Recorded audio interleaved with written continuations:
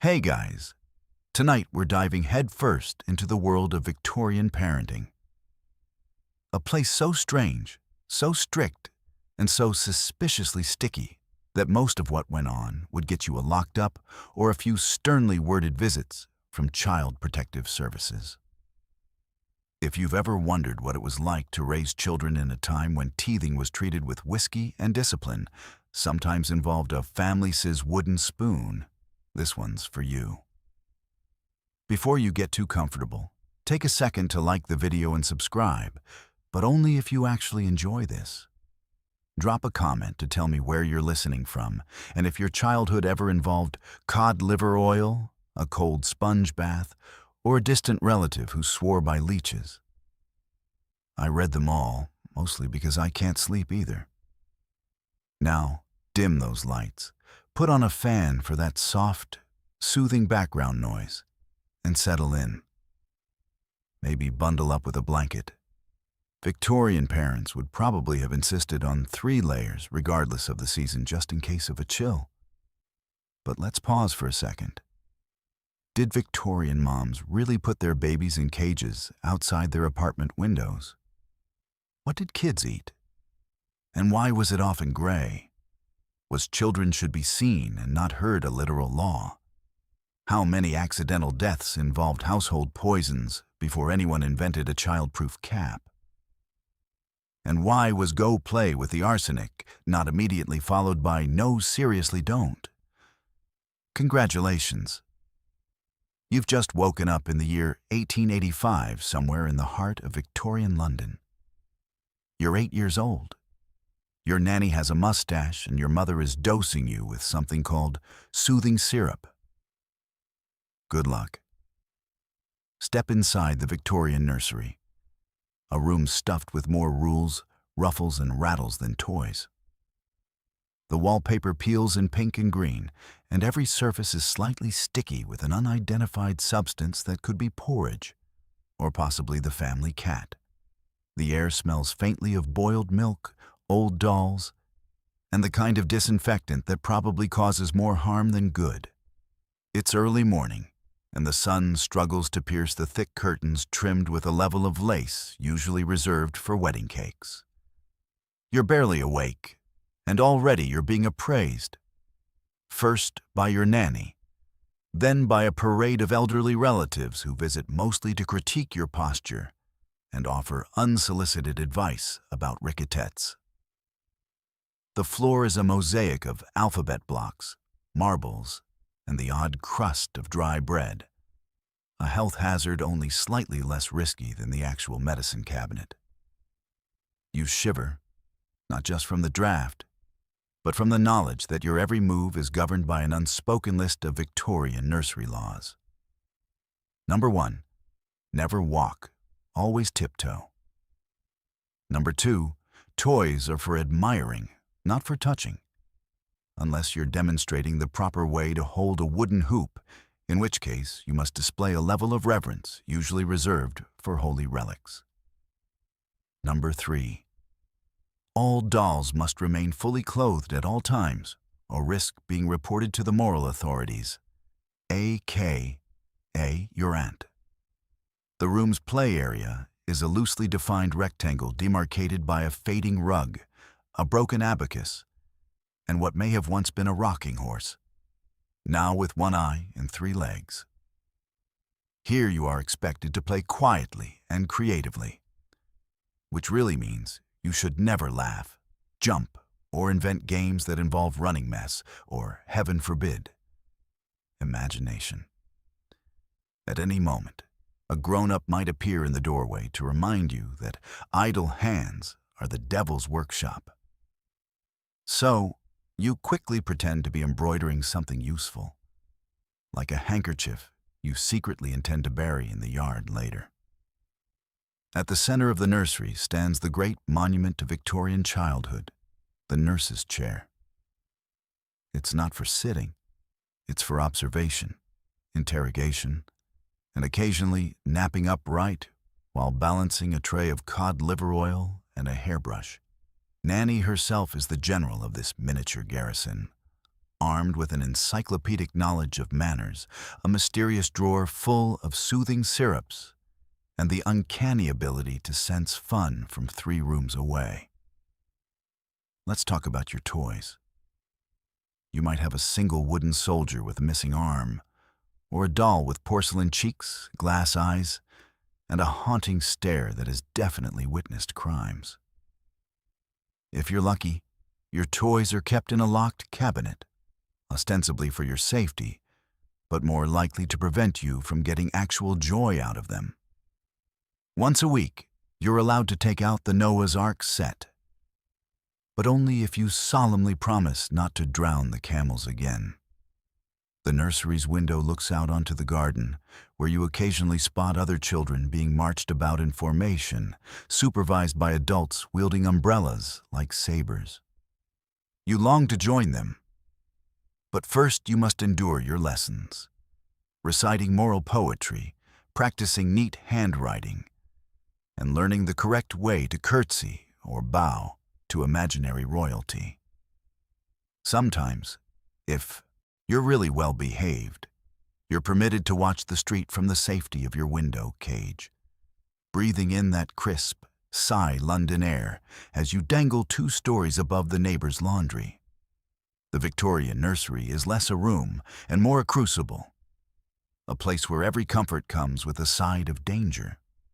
Every treat is a test, and every cuddle comes with a lecture about building character. It's not so much a childhood as a decades-long audition for the position of small, well-behaved adult. But if you play your cards right, you just might make it to supper without being accused of moral decay or mysterious stickiness. And that, in the Victorian world, is the definition of a successful day. It's breakfast time, which means GRL. Every morning you're greeted with a pale, lumpy substance that Victorian mothers claim is healthful, but mostly seems designed to crush your spirit before you even reach the schoolroom. Sugar is rare, flavor is forbidden, and if you're very lucky, you'll find a rogue raisin, unless it's a dead fly. The table is set with military precision. Heavy curtains keep the sunlight out. God forbid a single beam illuminate the culinary tragedy that is your breakfast.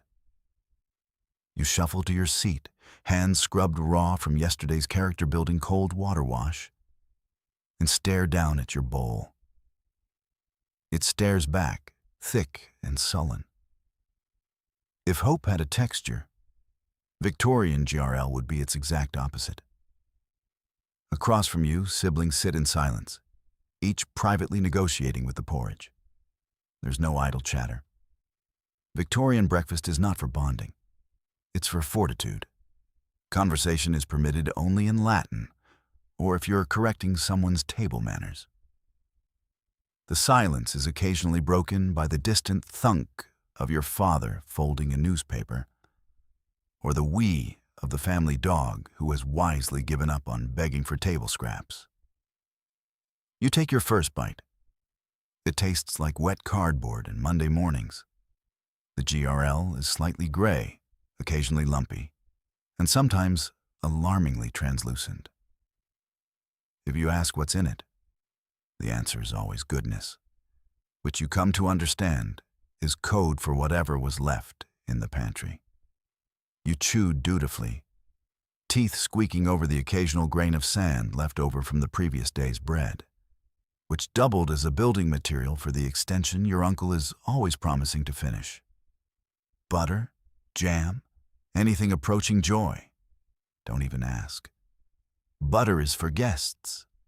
Jam is locked in a cupboard, doled out by the teaspoon only if you survive scarlet fever. Sugar, if you're not an aristocrat, is basically a fairy tale ingredient spoken of in hushed tones and only spotted at Christmas floating on a distant pudding like a mirage. On special days, birthdays, Queen Victoria's Jubilee, or that one time the Colemans smiled at your mother, there might be an extra scoop of oats, or the ceremonial division of a single bruised apple among 5 children. Otherwise, the only real variety is the consistency. Some days it's so thin you could drink it, others so solid it could be used as mortar. Either way, you eat it. Victorian parents are full of advice about the moral benefits of a Spartan breakfast. It builds character, they say, handing you a spoon that doubles as a disciplinary tool. It cleanses the humors, never mind that your humors are mainly in need of cinnamon and perhaps some milk.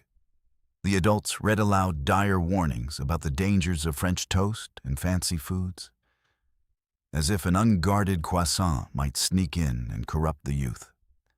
Sometimes you'll see advertisements in the penny papers for breakfast powders that promise robust health, glowing skin, and relief from persistent vapors. You beg for a tin, but your mother is unmoved. She reminds you that the family's secret to longevity is simple, fair, and daily discomfort. You start to suspect your ancestors lived this long out of pure stubbornness. After the ordeal, you're sent off to school or the nursery, fortified only in the sense that your expectations for the rest of the day can't possibly get any lower. If you manage to sneak a crust of last night's bread or a stolen lump of cheese from the pantry, you're living large. Just don't let your nanny catch you, or you'll face a lecture on gluttony and the evils of between-meal snacking. By the time breakfast ends, you are clean, disciplined, slightly malnourished, and prepared for a day of memorizing moral tales and fighting off fainting spells before noon. In the Victorian household, breakfast is not the most important meal of the day. It's simply the first hurdle in a long character-building obstacle course called childhood. And if you make it to lunch, well, that's another miracle. Victorian childhood is about mastering invisibility. The house echoes with the warning, children should be seen and not heard. Your job is to blend in with the furniture, avoid squeaking floorboards, and pray nobody asks you a direct question at dinner. One poorly timed giggle, and you're exiled to solitary confinement with nothing but moral poetry for company. It's a delicate art, this dance of silence. You move through the house like a very small, slightly nervous ghost. Every step is calculated. Walk only on the runner, never the loose board, and for heaven's sake, never trip over the foot tool. If you must sneeze, do it into your pin and with an apologetic expression. Coughs are to be stifled, hiccups forbidden, and if you drop something, you'd best develop time travel to fix it before the adults notice. The drawing room is a minefield. You're technically allowed in, but only if you remain absolutely still and radiate the energy of a potted plant. You sit, hands folded, eyes politely downcast, and try not to look at the biscuits on the sideboard, which are as forbidden as laughter and twice as tempting. There's a particular way to hold yourself, straight back, knees together, not a single toe poking out from your boots. If you fidget, Aunt Prudence will notice, and nothing ruins a Tuesday faster than Aunt Prudence's disappointed sigh. Dinner is the final exam of the day. The adults converse about the Crimean War, church attendance, or the price of suet. You, meanwhile, must eat silently, chew thoroughly, and avoid the siren call of the gravy boat. If spoken to, your answer must be concise, respectful, and ideally expressed in full sentences. Yes, Father. No, Mother. I'm terribly sorry, Grandmama. I will never again mention frogs at table. If you make a joke, it should reference Greek mythology, or at least involve a gentle pun about sherry. Otherwise, silence. Being ignored is considered a privilege. The fewer words you say, the safer you are. You become adept at the neutral face, that expression that says, I am content, I am grateful, and I am definitely not thinking about hiding under the piano. You learn to control your laughter, to suppress the urge to ask why Cousin Edgar's hair looks like a frightened hedgehog. and to stifle the impulse to sing, shout, or otherwise express joy. Joy, you see, is to be reserved for Queen Victoria's birthday and the occasional sighting of a hedgehog in the garden. There are, of course, exceptions. If an adult wishes to show off your memorization skills, you may be called upon to recite moral poetry or list the kings and queens of England backward. This is less an honor and more a test. Fail to remember the last line of the village blacksmith, and you'll be sent back to the nursery with extra handwriting drills and a stern reminder about the virtues of silence. Punishment for breaking the code of silence is swift and creative. There's the reflection chair where you must sit and contemplate your sins while staring at a print of a weeping angel. There's solitary reading, which is reading but with the emphasis on books with titles like Why Talking Leads to Ruin. And of course, there's the ever-dreaded no supper, which means going to bed hungry while pondering the acoustics of your own regret. But perhaps the most Victorian punishment of all is the lecture. An adult, often your father, but sometimes a passing neighbor, will explain at great length why silence builds character, why noisy children end up in debtor's prison, and why expressing an opinion is dangerously French. You will nod, apologize, and resolve to train your voice to a whisper for the next week. As the candlelight flickers and the clock chimes 8, you tiptoe upstairs past the creaking steps back into the safety of the nursery. Here you can finally exhale, perhaps whisper a joke to your teddy bear, and celebrate another day survived without accidentally being heard. In Victorian England, invisibility isn't just a talent. It's the only guaranteed survival skill. Your nanny is the true ruler of the nursery, a steely-eyed woman in the starched black who can silence a tantrum with a single look.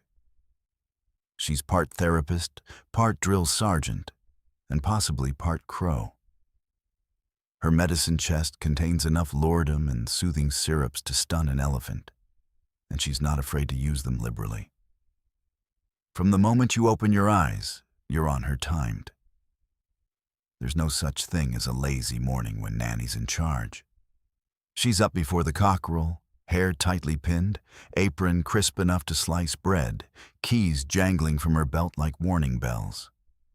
The first sound you hear is her purposeful stride across the floorboards, a sound that strikes dread into the hearts of children and dust bunnies alike. You try to hide under the covers, but she knows every trick, every hiding spot, and every lump that isn't a pillow. Resistance is not only futile, it's actively discouraged. Nanny has the sort of stare that could freeze milk at 20 paces. She doesn't raise her voice. She doesn't need to.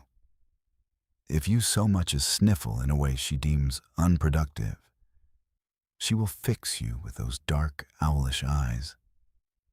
And suddenly you're confessing to crimes you haven't even committed yet.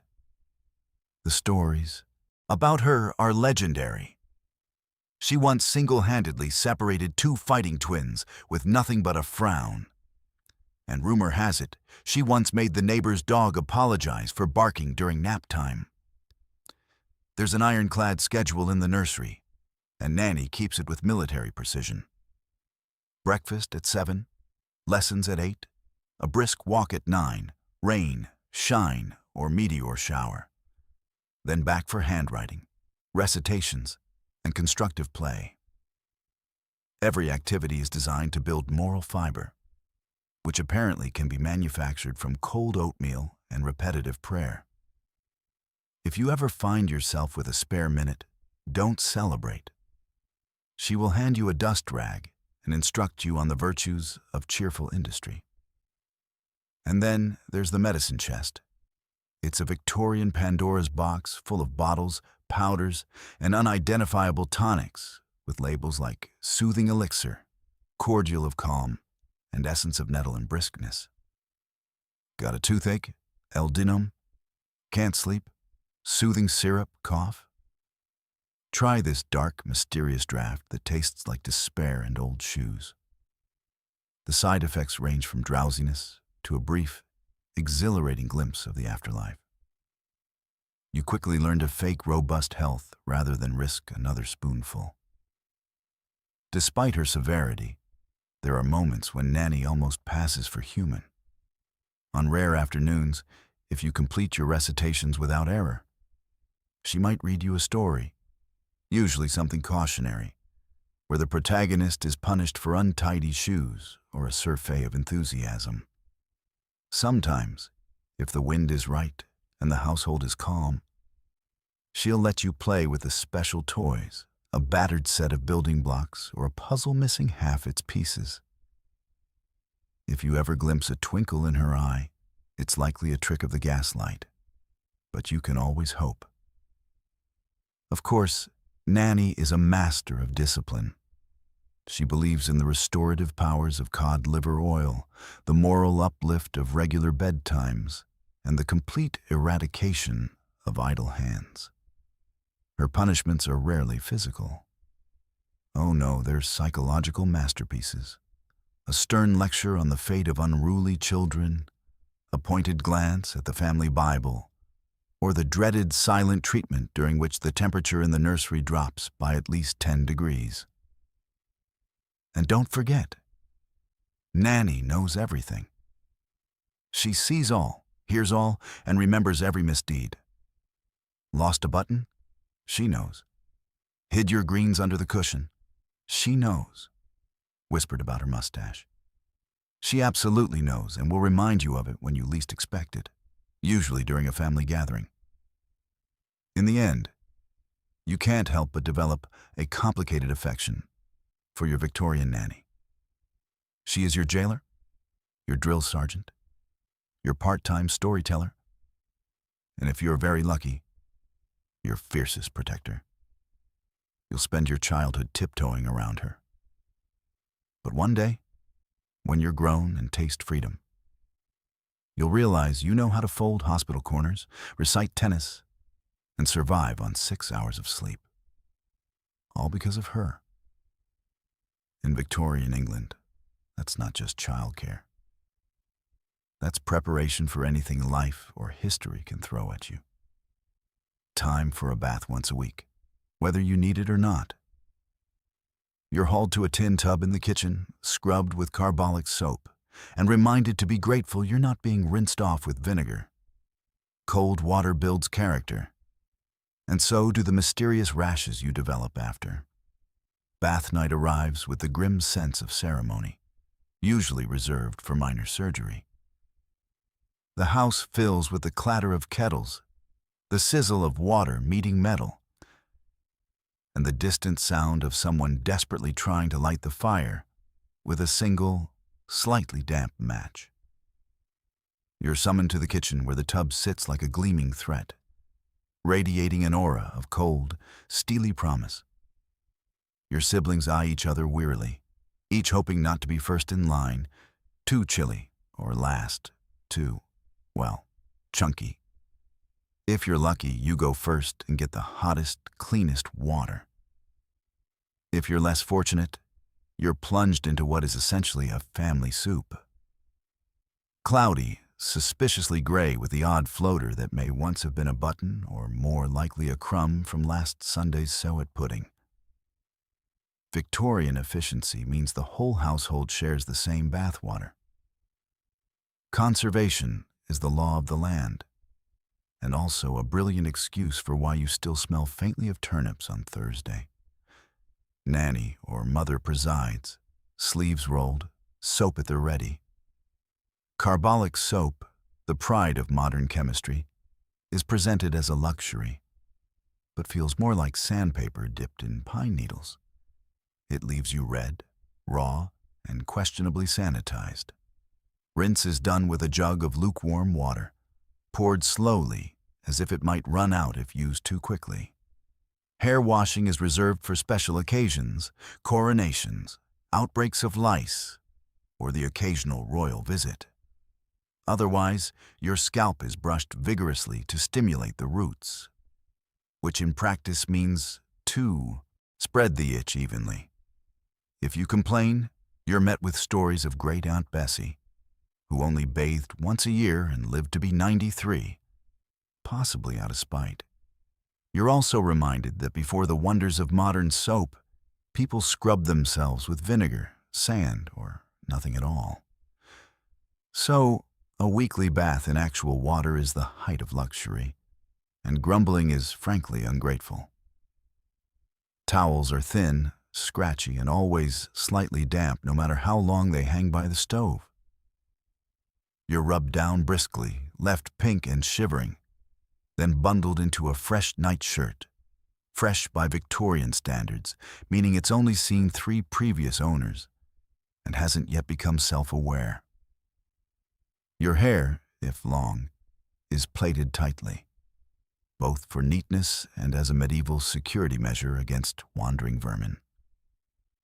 Bath time is not complete without a ritual inspection for rashes, scratches, and suspicious marks.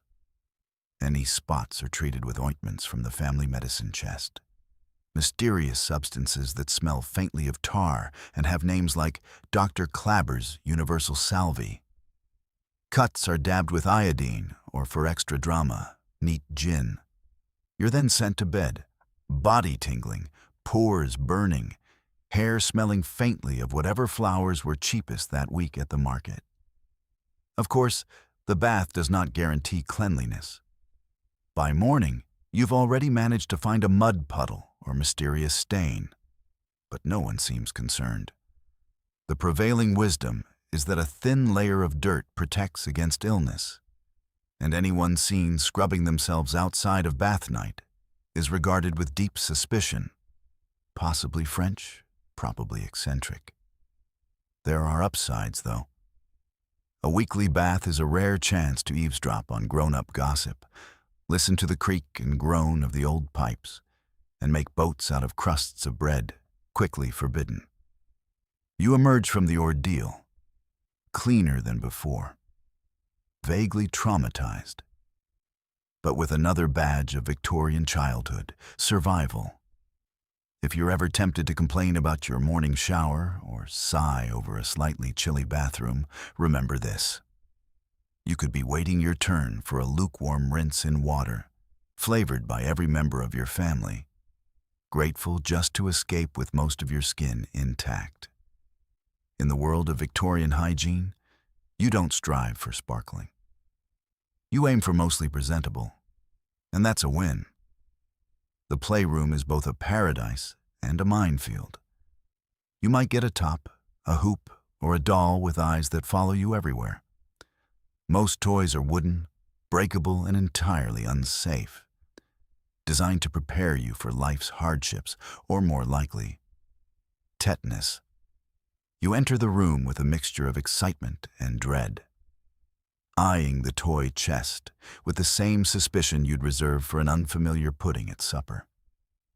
Victorian playthroughs are marvels of craftsmanship and menace. The jack-in-the-box is wound with trembling hands, knowing full well that what pops out isn't a cheerful clown, but the stuff of lifelong trust issues.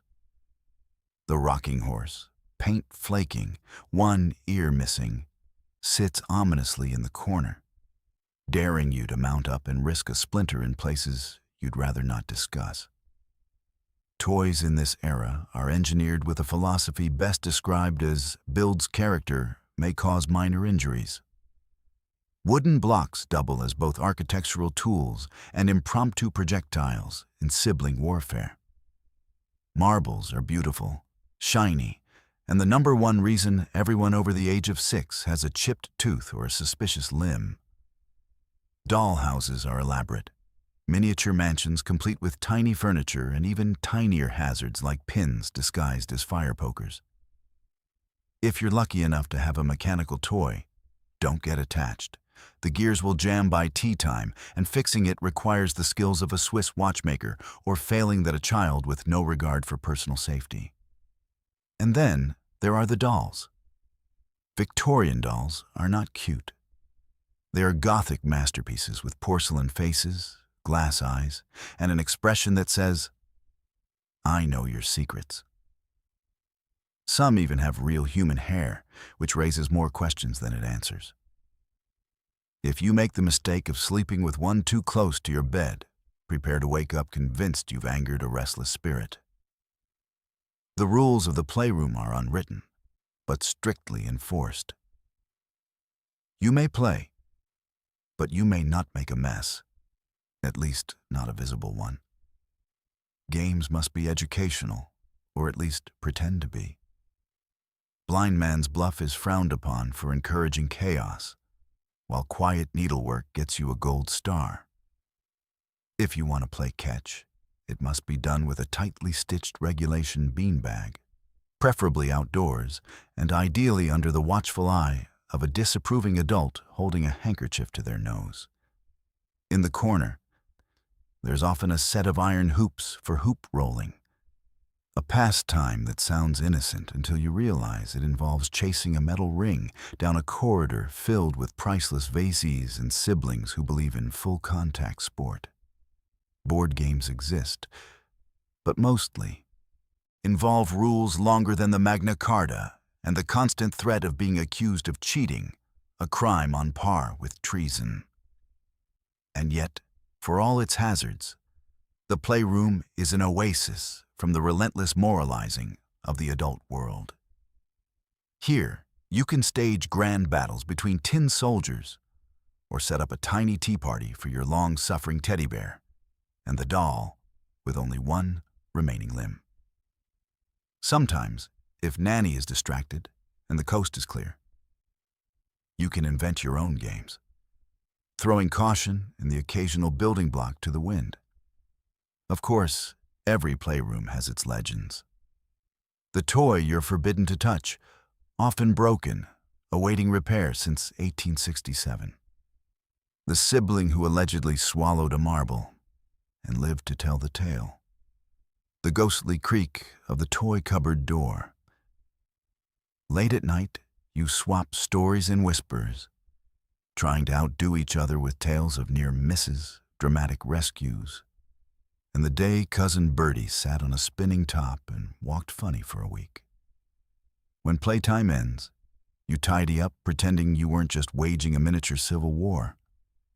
Fingers accounted for splinters, knees checked for bruises, and if you make it to supper without any obvious signs of trauma, you've done well. In the Victorian playroom, fun and danger go hand in hand. And if you can dodge tetanus, survive the glare of haunted dolls, and avoid losing your marbles literally and metaphorically, you're already a step ahead in the grand game of life. In a stunning display of Victorian logic, urban parents sometimes hang their babies in wire cages outside the window for fresh air. If you're lucky, you're only slightly chilled. If not, you learn early about gravity and the pigeon population of London. The scene is almost surreal. Row upon row of soot-strewn brick, and jutting out from the upper windows, these curious little wire boxes, each containing a swaddled infant, blinking suspiciously at the city. Victorian parenting books are full of dire warnings about stale air and unventilated rooms. So naturally, the solution is to suspend your precious bundle several stories above the sidewalk like a potted plant. If potted plants wore bonnets and had a tendency to scream, you, the baby, are tucked into so many layers of wool, muslin, and optimism that you resemble a particularly well-fed turnip. Nanny carries you through the parlor, past the relatives, and right to the window where you're unceremoniously inserted into the cage. The door clanks shut, and there you are, hanging above the city like a slightly confused canary. If you squint, you can just make out Mrs. Pep-Beaton's baby, 2 windows down, vigorously chewing on her own mitten and glaring back in solidarity. The theory is simple. Fresh air is good for children.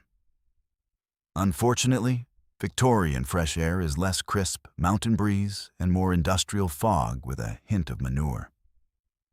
Still, mothers believe it builds character, rosy cheeks, and with any luck, a lifelong resistance to respiratory disease.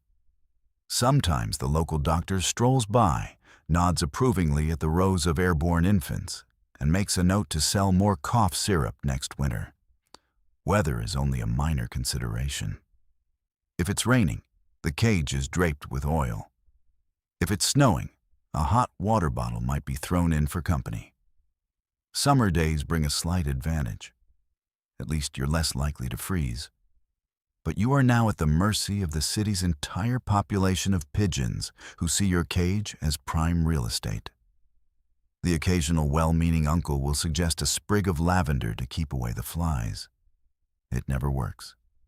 Life in the baby cage is a masterclass in resilience.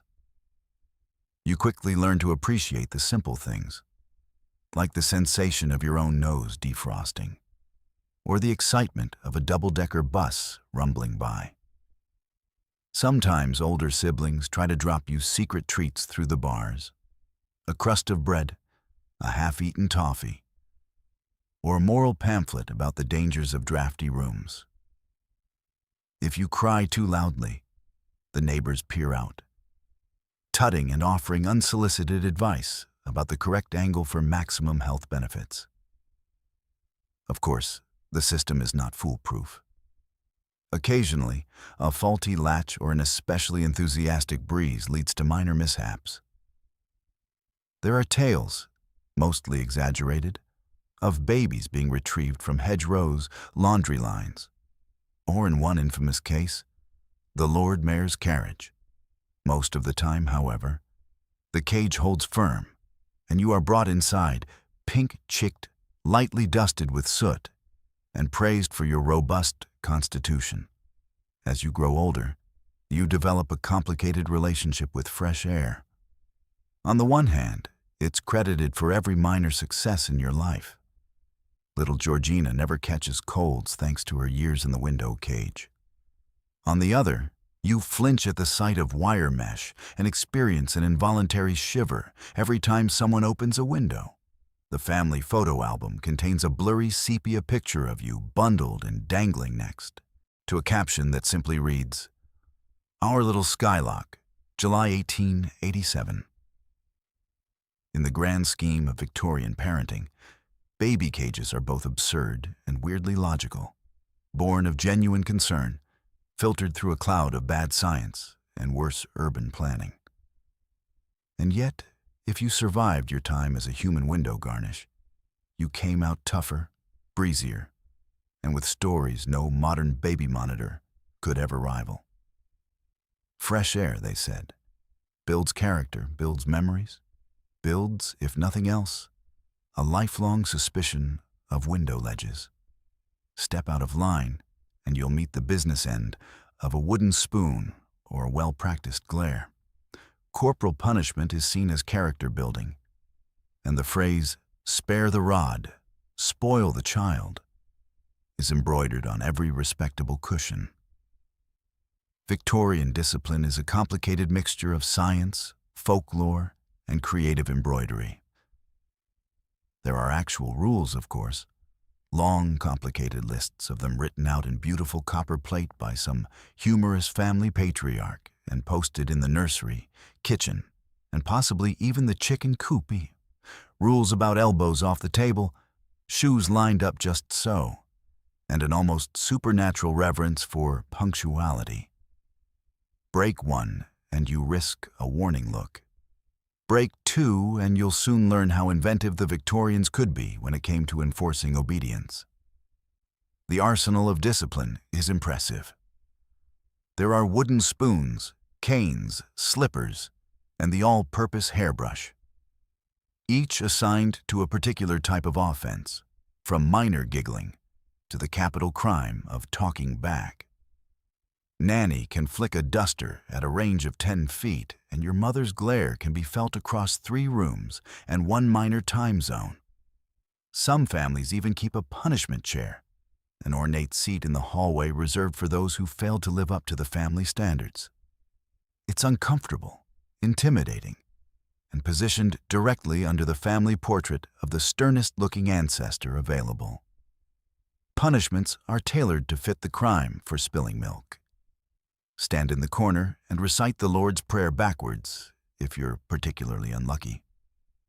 For speaking out of turn, copy out lines from the Book of Virtues until your hand cramps. For running indoors, a brisk outdoor march, rain or shine, under the watchful eye of Nanny, who times you with a pocket watch that has never once been wrong. The ultimate threat, whispered between siblings and older cousins, is the infamous early bedtime, a fate only slightly preferable to exile. But the real weapon of Victorian discipline is shame. No one scolds like a Victorian adult. A single sigh from mother can shrivel your soul. A raised eyebrow from father is enough to make you reconsider your entire approach to life. Even the family dog gives you a judgmental look. Every error is discussed at length over supper, an audience participation event in which you are expected to confess, repent, and promise to never again forget to curtsy to the umbrella stand. There is also the public humiliation of the confession. If you've done something particularly shocking, perhaps tracked mud into the parlor or scandal of scandals, giggled during a prayer, you are required to stand before the family and explain yourself. Siblings pretend not to smirk while grandmama sighs in a way that suggests your actions are single-handedly hastening the decline of civilization. Yet, in the twisted logic of the age, all of this is supposedly for your own good. Discipline, they say, breeds virtue, fortitude, and the kind of stoic endurance required to survive a dinner party with Aunt Prudence. The wooden spoon is not an instrument of terror, but of love. A love expressed through mildly traumatic life lessons and the firm belief that you'll thank me when you're older. Spoiler alert, you won't. For every tale of the rod, there are also endless rules about rewards. Sometimes, if you've managed to keep your shoes polished, your books dusted, and your younger sibling from eating the wallpaper paste, you might receive a toffee, a new penny, or, most thrilling of all, a rare word of praise. "Well done," says father, and it echoes in your heart until at least tea time. So, you learn to walk softly, keep your opinions to yourself, and develop an uncanny ability to sense a grown-up's approach. You become a master at reading the room, calculating just how far you can push your luck before the wooden spoon makes an appearance. You might even discover the secret art of negotiating lesser punishments, offering to take an extra helping of cold cabbage in exchange for skipping the lecture on the dangers of unchecked enthusiasm. In the end, Victorian discipline is less about the rod and more about the rules. Rules you memorize, break at your peril, and eventually pass down to the next generation with a sigh and a slightly softer spoon. Because history, like your mother's glare, has a long memory. If you ever receive a sweet, cherish it. You may not get another until Christmas. Sweets are rare, expensive, and come with a side of immediate toothache. Dentists, if they exist, are armed with pliers and very little sympathy. The mere mention of a treat sends a hush over the Victorian household. You might spot a tin of barley sugar on the highest shelf or a faint scent of peppermint wafting from the parlor. Signals that today the gods of glucose are smiling down. Maybe it's a birthday or Queen Victoria's Diamond Jubilee. Or perhaps your mother is feeling unusually generous after her second sherry. Regardless, anticipation is palpable. You assemble with your siblings in the drawing room, hearts pounding, eyes wide, each hoping for a single Jew-like sweet. Victorian confections are objects of awe and mild terror. Hard candies, usually hand-wrapped and available in alarming colors, are displayed in glass jars like priceless relics. Turkish delight, if you're very upper middle class, arrives dusted with enough powdered sugar to induce sneezing fits. The local bakery offers sticky buns, trial tarts, and for the financially adventurous, candied violets. But the most coveted delicacy is chocolate, which in this era is not so much a bar as an experience. A gritty, waxy rectangle best described as almost edible. Acquisition of sweets is a family affair. Mother hands out barley sugar drops with the solemnity of a sacrament. Each child receives exactly one to be savored slowly. No biting allowed. Sucking a sweet is a delicate contemplative process, ideally accompanied by reading Pilgrim's Progress or listening to a cautionary tale about a boy who once ate 2 in one sitting and spontaneously combusted or was sent to bed without supper, which is much the same. Of course, the joy is short-lived. Victorian sweets are as famous for their dental consequences as their taste. Even before you finish, you sense a familiar ache in your MERS. A warning that the family dentist who moonlights as the local barber, veterinarian, and on weekends a hypnotist will soon be required. Dentistry in this era is more performance art than medical science. If you complain of a toothache, you're handed a clove and told to bite down until the pain loses interest. Persistent agony earns you a visit to Mr. Blackwell, whose toolkit consists of rusty pliers, a bottle of gin, and what can only be described as a sense of optimism. If you survive the ordeal with your sweet tooth intact, you learn the strict etiquette surrounding treats. Never eat in front of guests, never chew noisily, never under any circumstances trade sweets for marbles, frogs, or the neighbor's cat. Sharing is encouraged in theory, but in practice, each child develops a series of cunning hiding spots. Hollowed-out books, old shoe boxes, or the infamous emergency stash inside the lining of your Sunday best. For the less fortunate, treats might mean a slice of dry fruitcake. Or, if times are hard, a spoonful of molasses hastily scraped from the bottom of a nearly empty jar.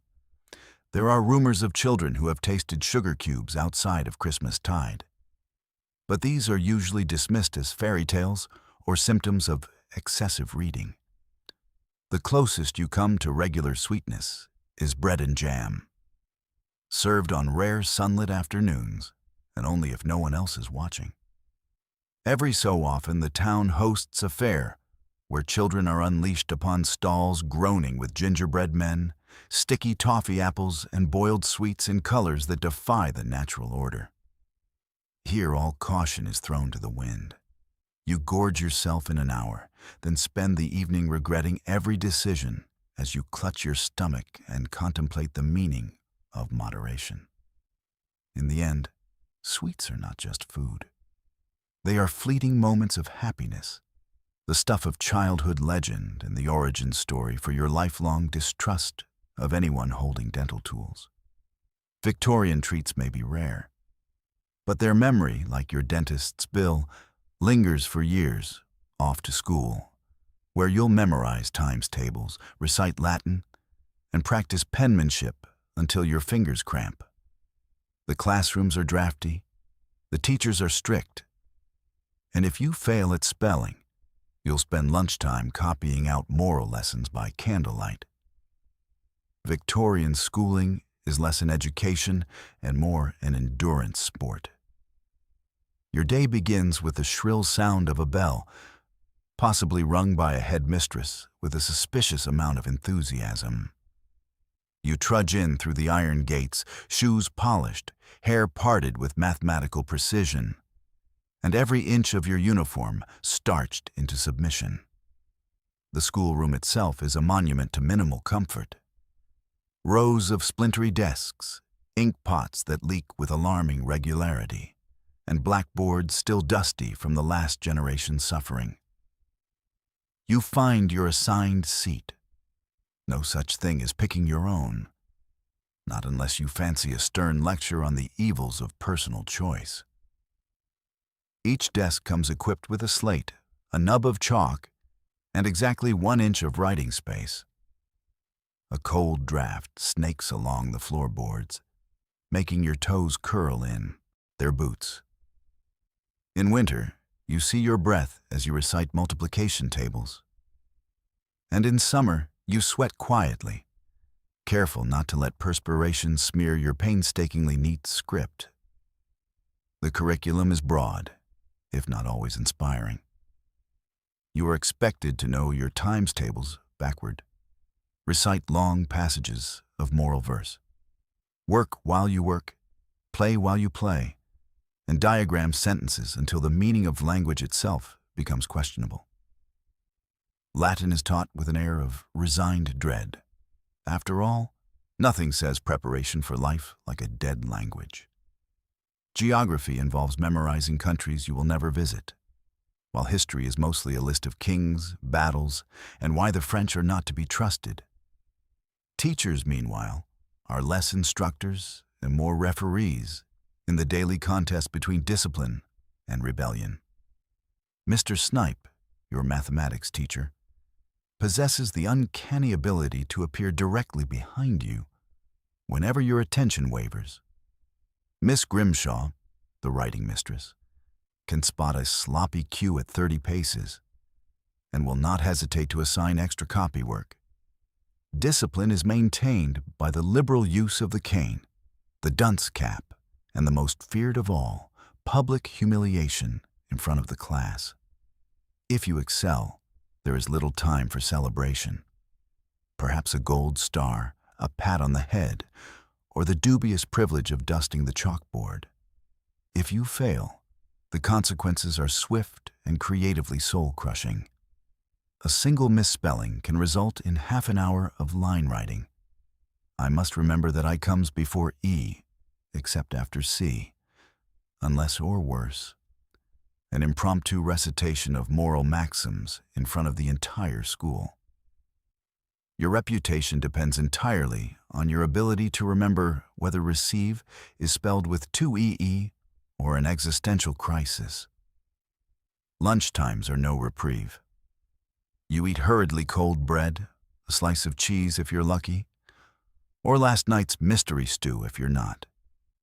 There's no cafeteria, just a drafty hall, and a hope that your sandwich has not been pre-squished by a passing prefect. Playtime, when allowed, consists of supervised, healthful activities, such as organized marches around the playground, or if you're feeling rebellious, a forbidden game of marbles in the corner. At the end of the day, you stagger home with ink-stained fingers, aching wrists, and a head full of facts, half of which may or may not be true. Your handwriting is impeccable, your respect for authority absolute, and your dreams haunted by the multiplication table and the vengeful spirit of Latin verbs. In the grand tradition of Victorian childhood, school is not about joy, discovery, or even learning. It's about survival, discipline, and ensuring you never, ever forget to put your name at the top of the page. Cough, here's a syrup containing alcohol, opium, and a pinch of hope. Cuts, slap on some mercury ointment. The family medicine cabinet is a graveyard of now illegal substances, and nobody is entirely sure what any of them do. Victorian medicine is not so much a science as a magical guessing game. And every household is equipped with a cabinet that would make a modern pharmacist call the police. This is the era of a little something for what ails you, where dosing is measured in heaping spoonfuls and side effects are generally ignored unless they're interesting enough to mention at supper. The first line of defense is always a syrup. Have a cough. Mother cheerfully produces a thick brown potion that smells like a distillery on a bad day and tastes worse. You ask what's in it. Goodness, she replies, which you recognize as code for everything left in the bottle, plus a dash of hope. The label, if you can read it through the patina of syrup drips, proudly advertises alcohol, opium, chloroform, and a proprietary blend of 12 calming herbs. You are told to take 2 spoonfuls and then go lie down, which you do. And for the next 8 hours, you're either asleep, floating, or composing poetry to the wallpaper. Minor cuts and scrapes. Out comes the mercury ointment dabbed on liberally by someone who still thinks antiseptic means it stings a lot. For bigger wounds, there's carbolic acid, followed by a layer of something called healing paste, whose chief ingredients seem to be lard and Victorian optimism. For bruises, the standard remedy is to rub them with goose fat or possibly butter, because apparently the solution to pain is to make yourself more delicious. Then there's the medicine for nerves. Children are not supposed to have nerves, of course. But if you show any signs of anxiety or a tendency to jump at thunder, you'll be dosed with misses. Winslow's soothing syrup guaranteed to silence children, horses, and probably minor spirits. If you're too energetic, the solution is cooling powders, which claim to calm the humors, but mostly induce a lengthy nap and a mild rash. Colds and fevers are treated with a dazzling array of concoctions. Hot mustard plasters are slapped onto your chest with the solemnity of a knight being anointed and left there until you either recover or develop a new, equally mysterious rash. Garlic necklaces are tied around your throat to draw out the illness. And if that doesn't work, the family doctor is summoned. The doctor's black bag contains forceps, a stethoscope, and an alarming number of leches, which he applies liberally. Because if you're not bleeding, are you really being treated? Stomach heaves receive the most creative responses. You'll be dosed with a digestive cordial, a euphemism for a nice flavored paint stripper. Constipation. That's what castor oil is for. A punishment so legendary, it's rumored to work through sheer terror alone. Diarrhea, on the other hand, earns you a thick rice gruel and a long lecture about the dangers of unruly intestines. The family medicine chest contains wonders and horrors in equal measure. Powders that fizz, ointments that burn, lozenges that glue your tongue to your teeth, and tonics that promise to restore vitality, but mostly restore your appreciation for plain water. On rare, blessed occasions, you're given a cup of hot milk and told to sleep it off. This works not because it cures anything, but because you are at last left alone. In the Victorian era, illness is both a drama and a group activity. Everyone gathers to offer advice, argue about favorite cures, and reminisce about that one time Cousin Algernon was cured of his limp by 3 drops of turpentine and a firm talking to. Whether you recover or not is beside the point. What matters is that you've sampled half the contents of the local apothecary and survived the experience, possibly with superpowers, probably with a persistent rash.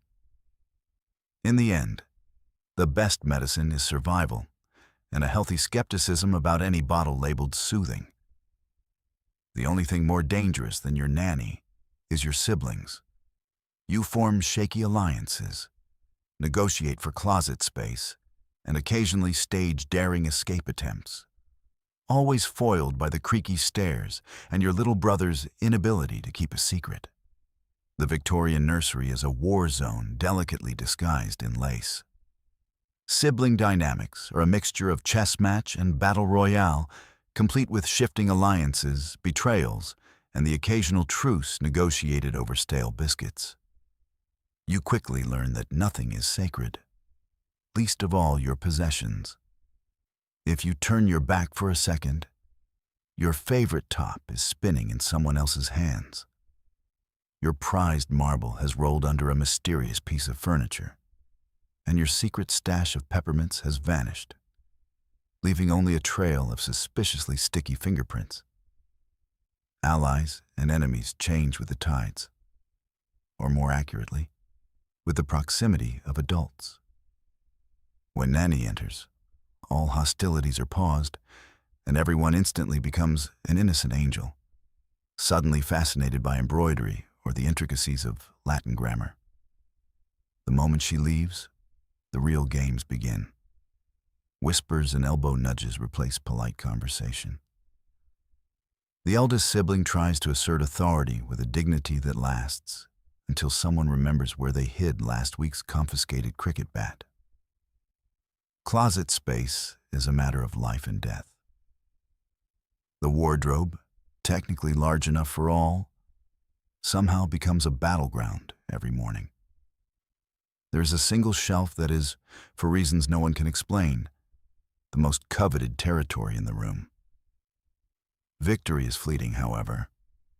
One day you reign as king of the upper shelf, the next you're ousted in a coop, your nightshirt mysteriously missing, and your shoes filled with mysterious treasures, courtesy of the baby.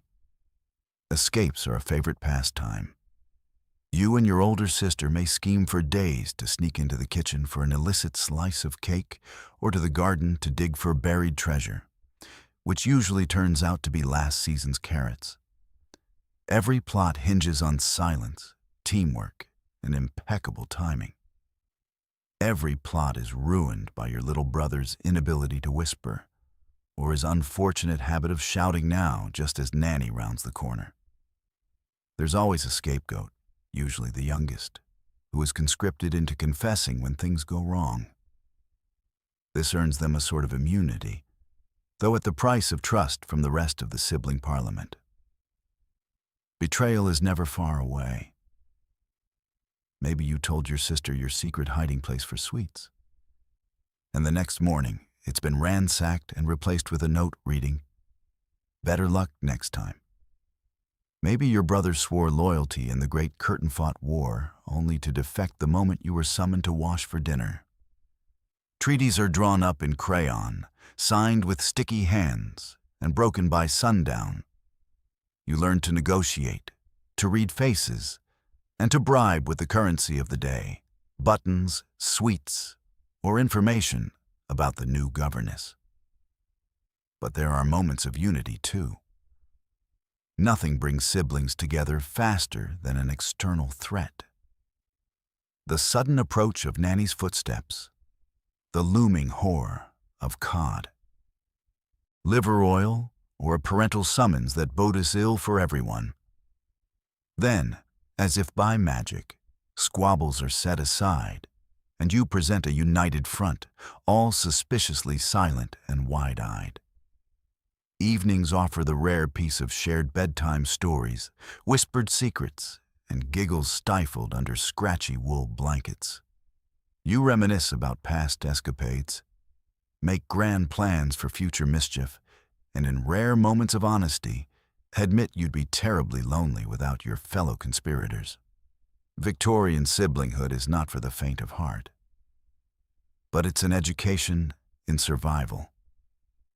You leave childhood with a finely tuned sense of strategy, a healthy distrust of anyone offering to trade, and a collection of memories that range from triumphant to traumatic. And as you finally drift off to sleep, the sounds of quiet snoring and distant plotting fill the nursery. A nightly reminder that in the grand tradition of family, you're all in this together. Whether you like it or not, Victorian parents have advice for every occasion. From "don't read too much or your eyes will fall out" to "if you swallow a cherry pit, a tree will grow inside you." It's never comforting, usually alarming, and often based on something they overheard at a funeral. The day begins with guidance and ends with warnings.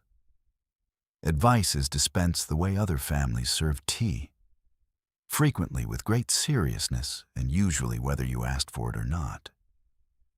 If you're caught standing near an open window, you'll receive a mini lecture about the perils of drafts. That's how Cousin Percal caught his chills and lost his sense of direction.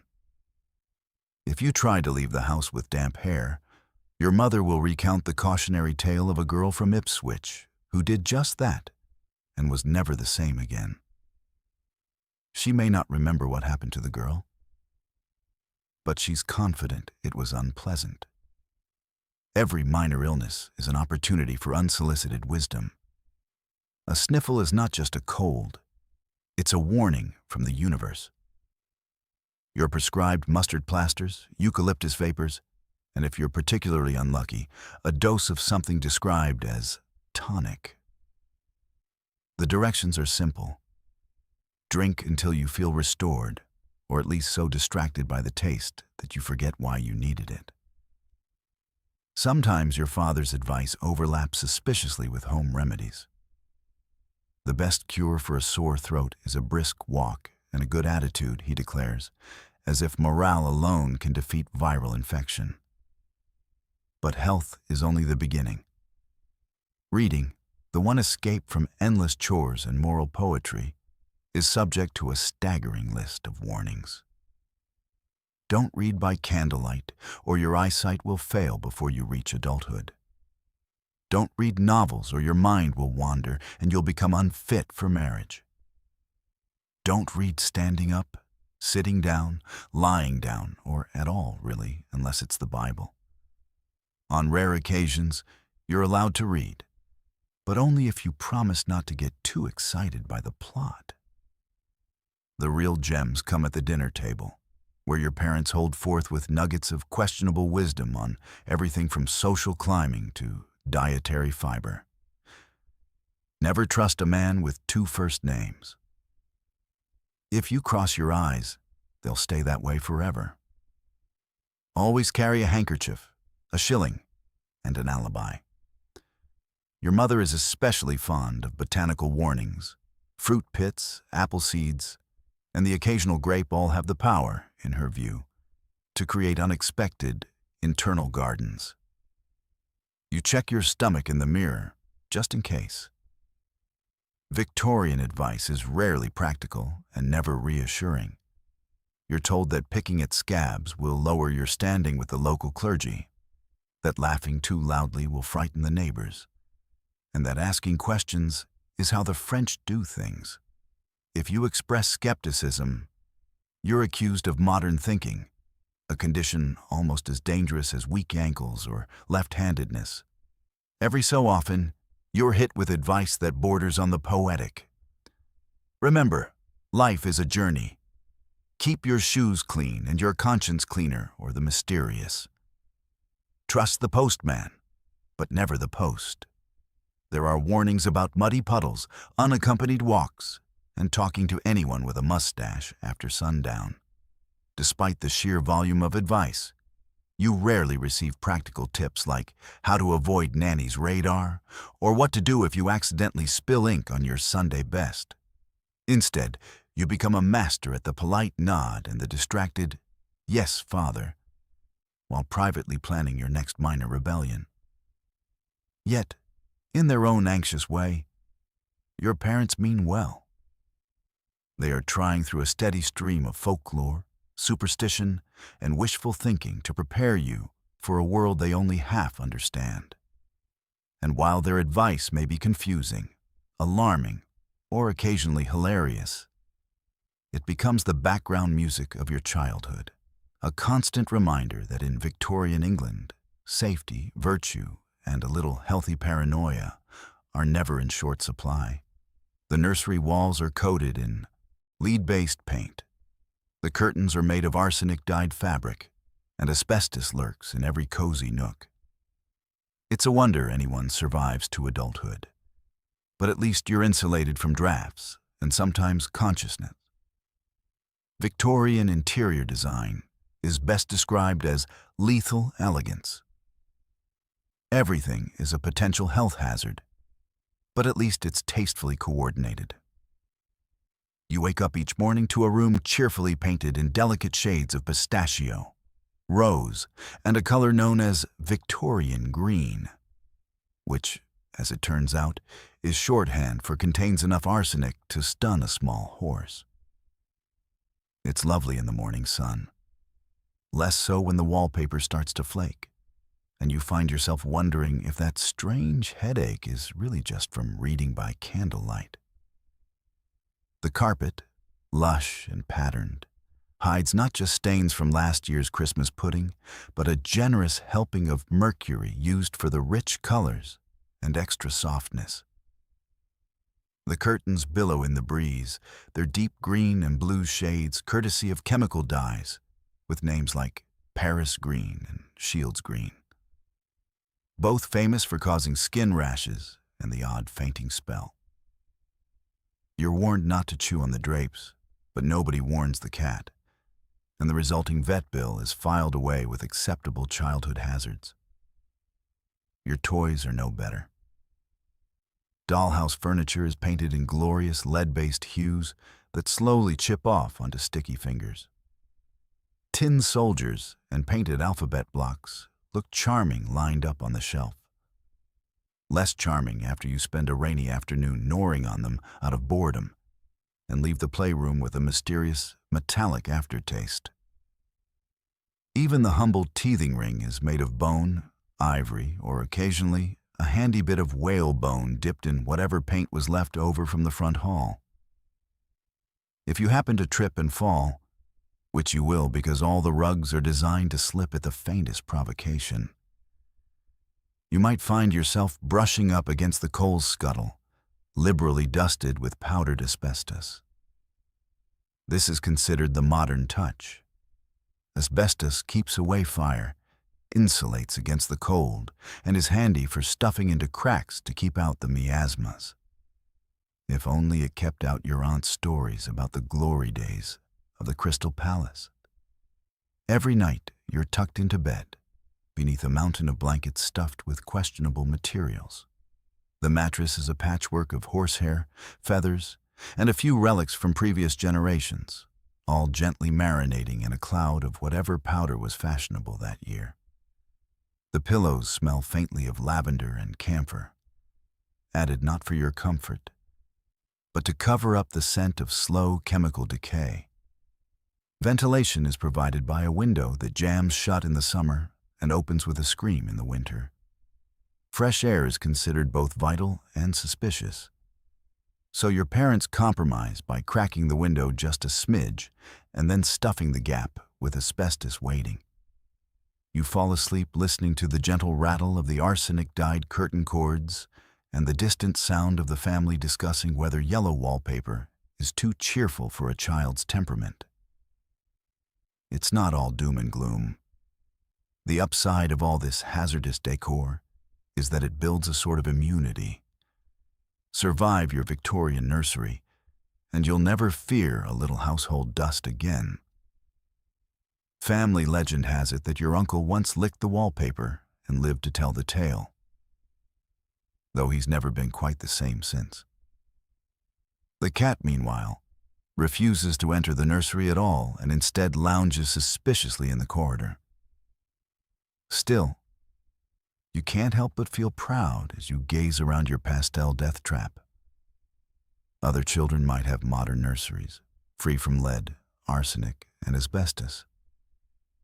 But do they have such character-building decor? In the Victorian home, you're not just living with history. You're inhaling it, nibbling on it, and sometimes, if you're very unlucky, waking up to find it on your pillow. In the end, it's all part of growing up robust, which is Victorian for miraculously still breathing. Your parents read an article in Punch magazine, and suddenly you're eating nothing but tapioca for a week. The Victorian era loves a diet craze, especially if it involves boiled cabbage, toast water, or a medical endorsement from someone with mutton chops. No meal is safe from the winds of culinary fashion. One day breakfast is hearty porridge. The next it's slippery elm gruel recommended by a doctor, whose only qualification is a bushy set of sideburns and a suspicious letter after his name. Lunch might be reduced to invalid jelly or the even more ominous beef tea. A dish that sounds exciting, but is really just a cup of warm, meaty water and the vague taste of regret.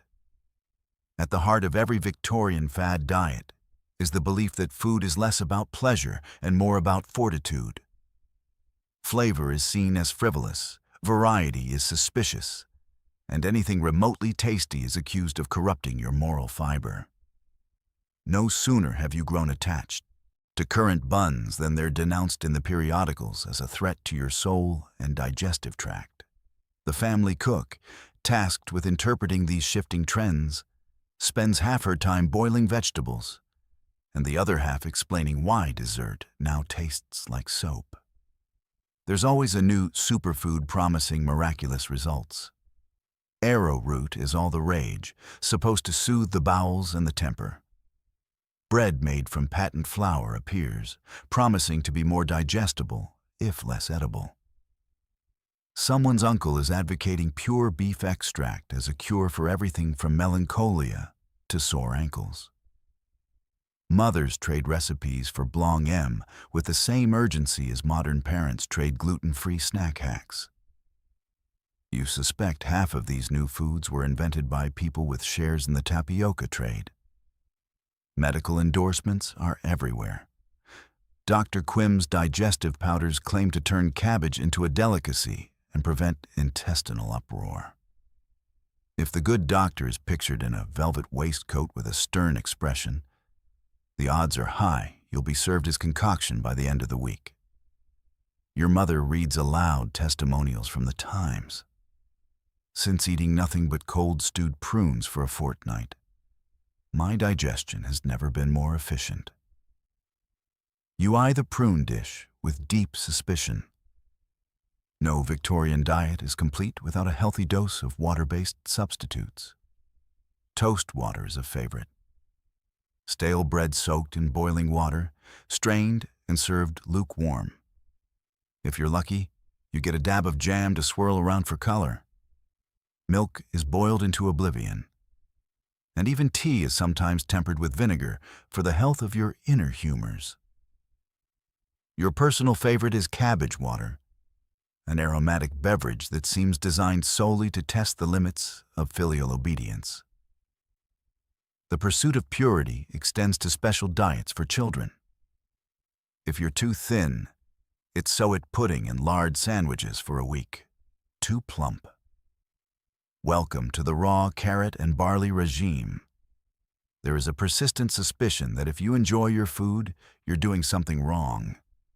Sweets and cakes are rationed like gold dust, while medicinal treats, licorice root or tonic biscuits are handed out as if they're chocolate, but with about as much joy. Of course, the diets never last. Just as you resign yourself to a month of sago pudding, a new trend sweeps through the household. Perhaps dry toast and boiled turnips, or all things pickle. Fads fade as quickly as they appear, but not before leaving their mark in the form of vivid childhood memories and the occasional nervous tick when someone mentions health bread. At the end of the day, you become an expert in politely pretending to enjoy whatever is on your plate, developing a palate that can distinguish between 17 varieties of boiled starch and the precise difference between potted meat and mystery loaf. If nothing else, Victorian diet fads teach you resilience, resourcefulness, and the fine art of hiding unwanted food in the nearest potted plant. And that, as every Victorian parent will tell you, is character building. Christmas arrives in a flurry of anxiety and pine needles. You receive a single toy, a cold orange, and stern warnings not to play too loudly. Everyone is deeply sentimental and slightly ill from last night's roast goose.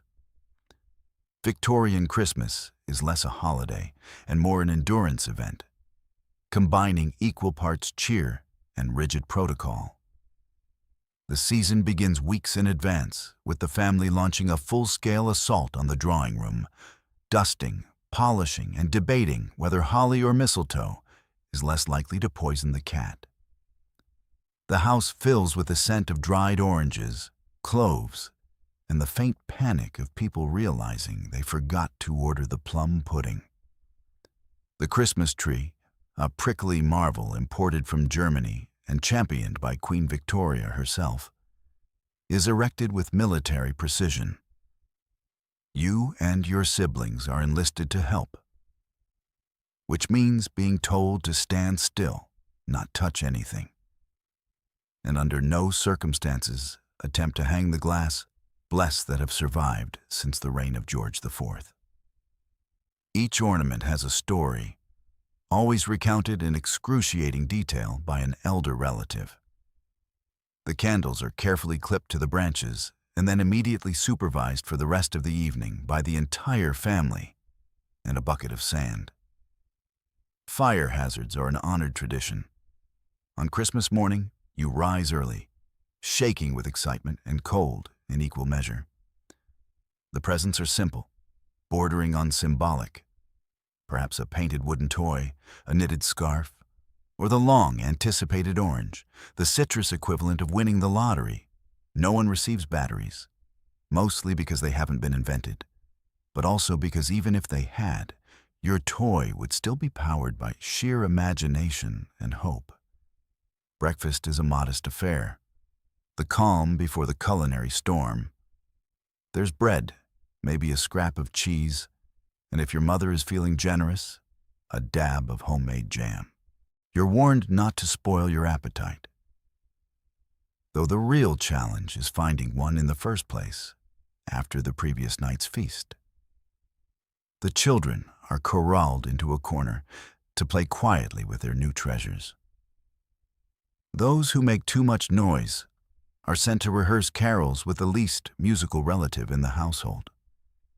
The main event is the Christmas dinner, a triumph of Victorian excess and culinary ambition. The table groans under the weight of roast goose, or if fortune smiles, a rare turkey, heaps of potatoes, mincemeat pies, and the ever-mysterious boiled pudding, which is doused in brandy and set alight for dramatic effect. Older relatives clap approvingly. The children gasp, and someone inevitably tries to extinguish the flames with a lace napkin. No meal is complete without speeches. Long rambling toasts to Queen, country, and the resilience of the family. Sentimentality flows like the weak sherry.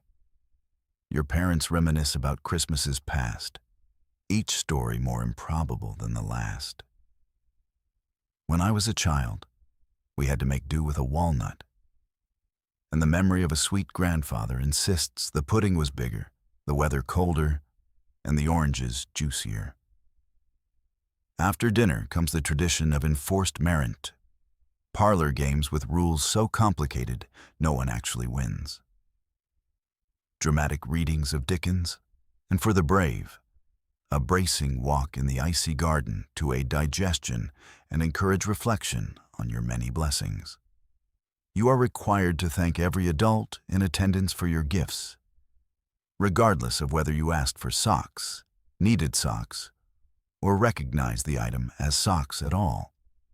By evening, the mood is a mixture of exhaustion, satisfaction, and mild indigestion. As the gas lights flicker and the wind rattles the window panes, you gather round to sing carols, off-key, heartfelt, and at least half a verse out of order. The adults exchange tired smiles. The children sticky with dried fruit, and sentiments start plotting how to make the magic last just a little longer. A Victorian Christmas is a masterclass in gratitude, patience, and not setting the house on fire. As you finally collapse into bed, you clutch your orange, your one precious toy, and memories of laughter and chaos. You're reminded once again that the real tradition is surviving it all together with most of your dignity and your Christmas stocking intact. Pets are for building character and resilience. You might have a dog, a canary, or a surprisingly aggressive hedgehog. More likely, your constant companions are the family lice, which nobody seems particularly worried about. In the Victorian nursery, animal companionship comes in many forms. Some welcome, some less so, and most arriving without formal invitation.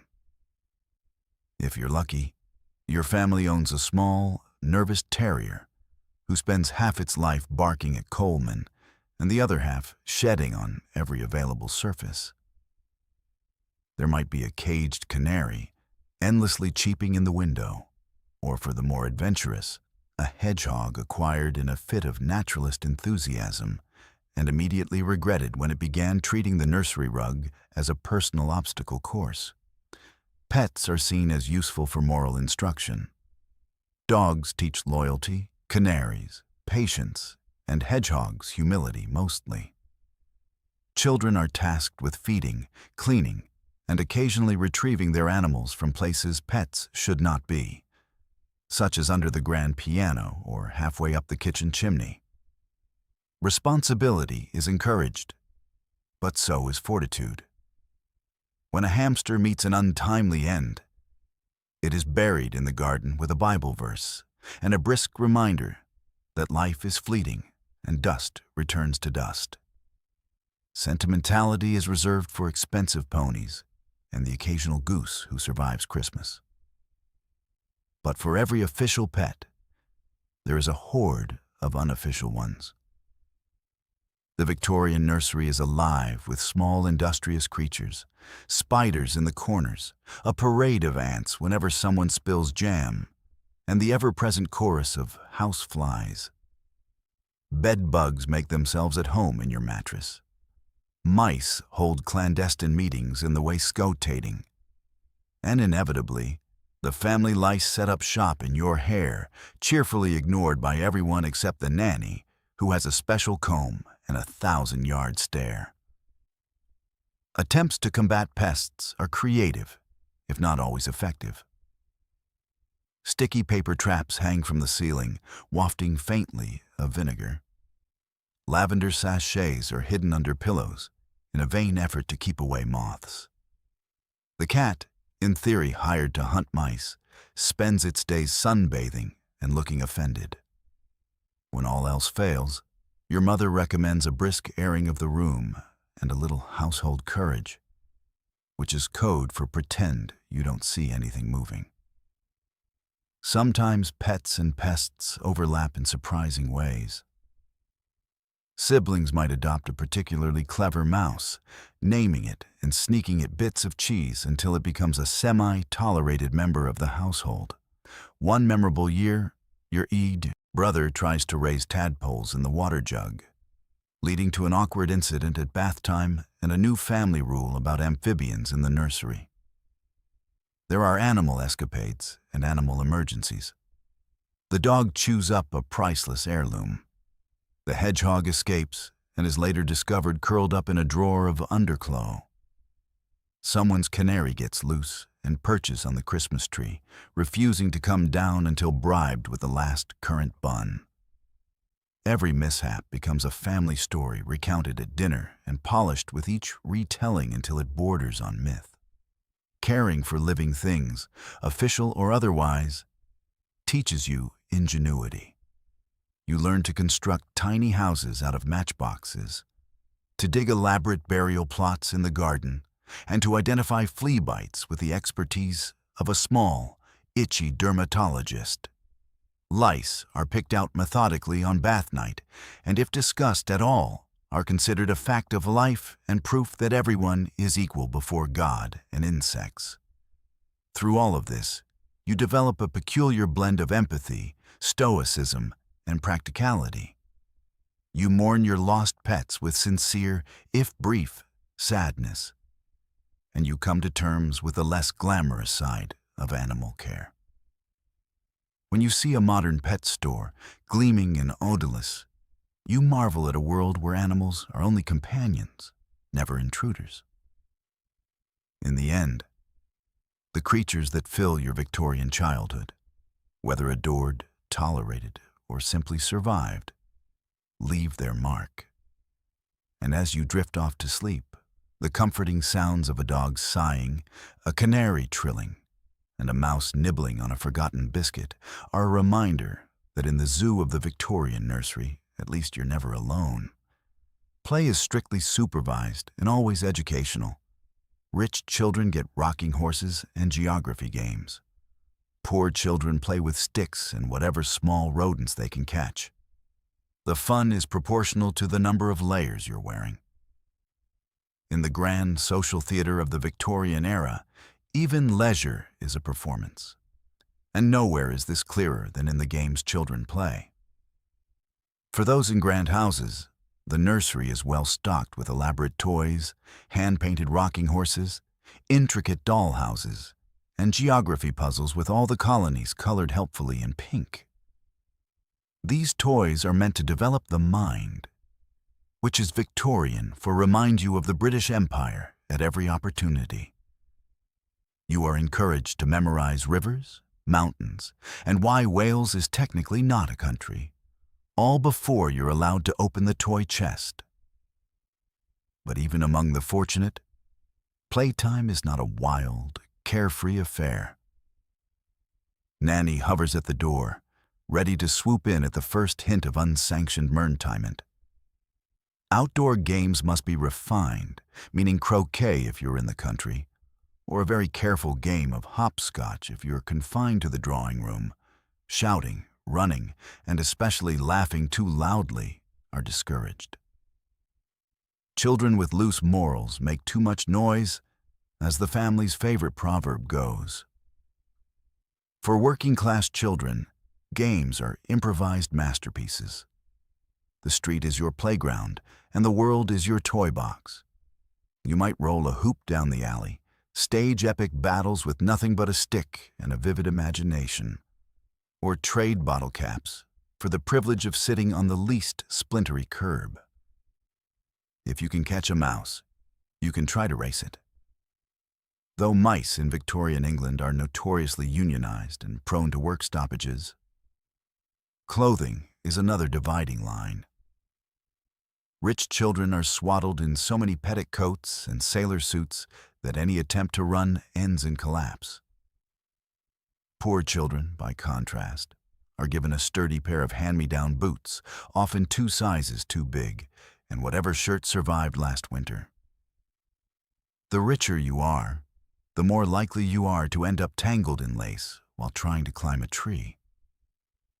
The poorer you are, the more likely you are to fall out of a tree but not notice until supper time. Games of make-believe are universal, but their themes reveal your station. In wealthy homes, you play afternoon tea, pouring imaginary dargilling for dolls with slightly haunted eyes. In working-class homes, you play shop factory or dodge the constable, all with a level of realism that would make Dickens proud. If you're particularly unlucky, your game is help bring in the laundry before it rains, a pastime that offers all the excitement of an unpaid internship. Some games cross the social divide. Marbles, for example, is played with equal passion in drawing rooms and back alleys, though the quality of marbles varies.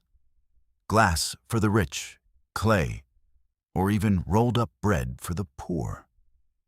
Skipping rope is another favorite, though wealthy children are expected to recite French verbs while skipping, while their less fortunate counterparts are free to shout rude rhymes at passing carriages. Ultimately, every game is a lesson in hierarchy. The older children boss the younger, the cleverest invent the rules, and the fastest keep their shoes the longest. Cheating is frowned upon unless you're very good at it or very good at not getting caught. Prizes are rare, perhaps a sweet, a penny, or the right to sleep closest to the fire. Yet, despite the rules and the rags, fun finds a way. You laugh, you compete, and you occasionally conspire against adults who fail to appreciate the glory of a well-aimed mud pie. For a few precious minutes, social class melts away, and the only thing that matters is who can jump the highest, run the fastest, or keep their marble collection hidden from the family cat. And when the games are over and you're called inside, whether to a nursery full of toys or a room with nothing but a well-loved stick, you know you've survived another day in the greatest game of all, being a child in Victorian England.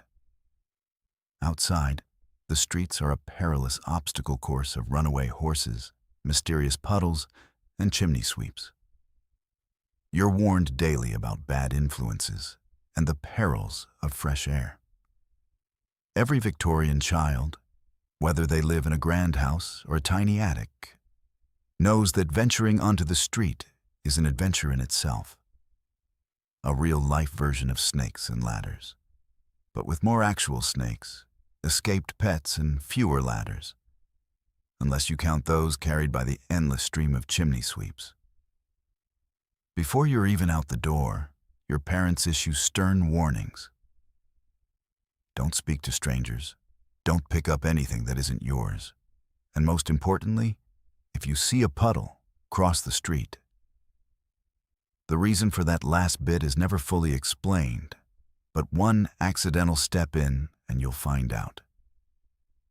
The true depth of a Victorian puddle is always a surprise and usually a disappointment. The sights and sounds are relentless.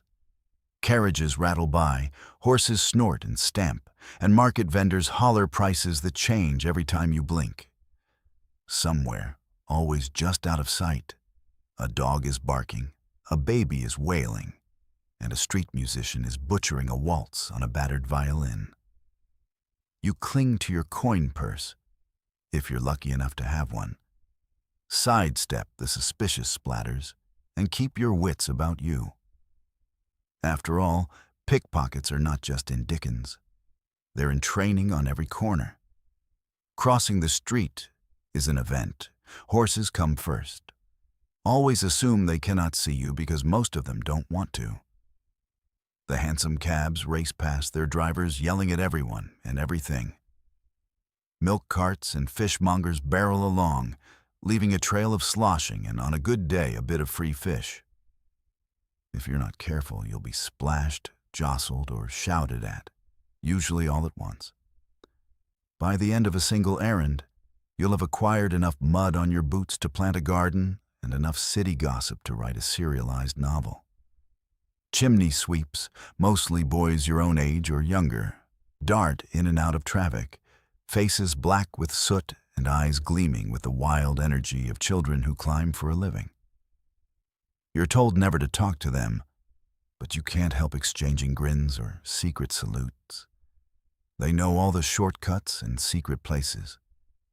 If you ever lose a marble, a penny, or a younger sibling, they're the ones to ask.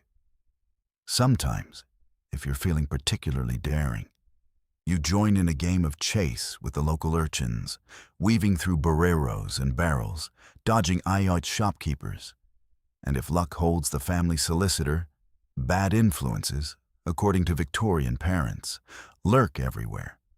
From street performers to newsboys hawking penny dreadfuls, and especially children with no shoes. You're expected to steer clear of anyone whistling, anyone spitting, and anyone who looks like they've recently won or lost a fight. If you come home with a new accent, a torn cuff, or a suspiciously welled story about the ghost that haunts the baker's alley, you'll be subject to an interrogation worthy of Scotland Yard. And then there's the air itself. Victorian fresh air is an acquired taste.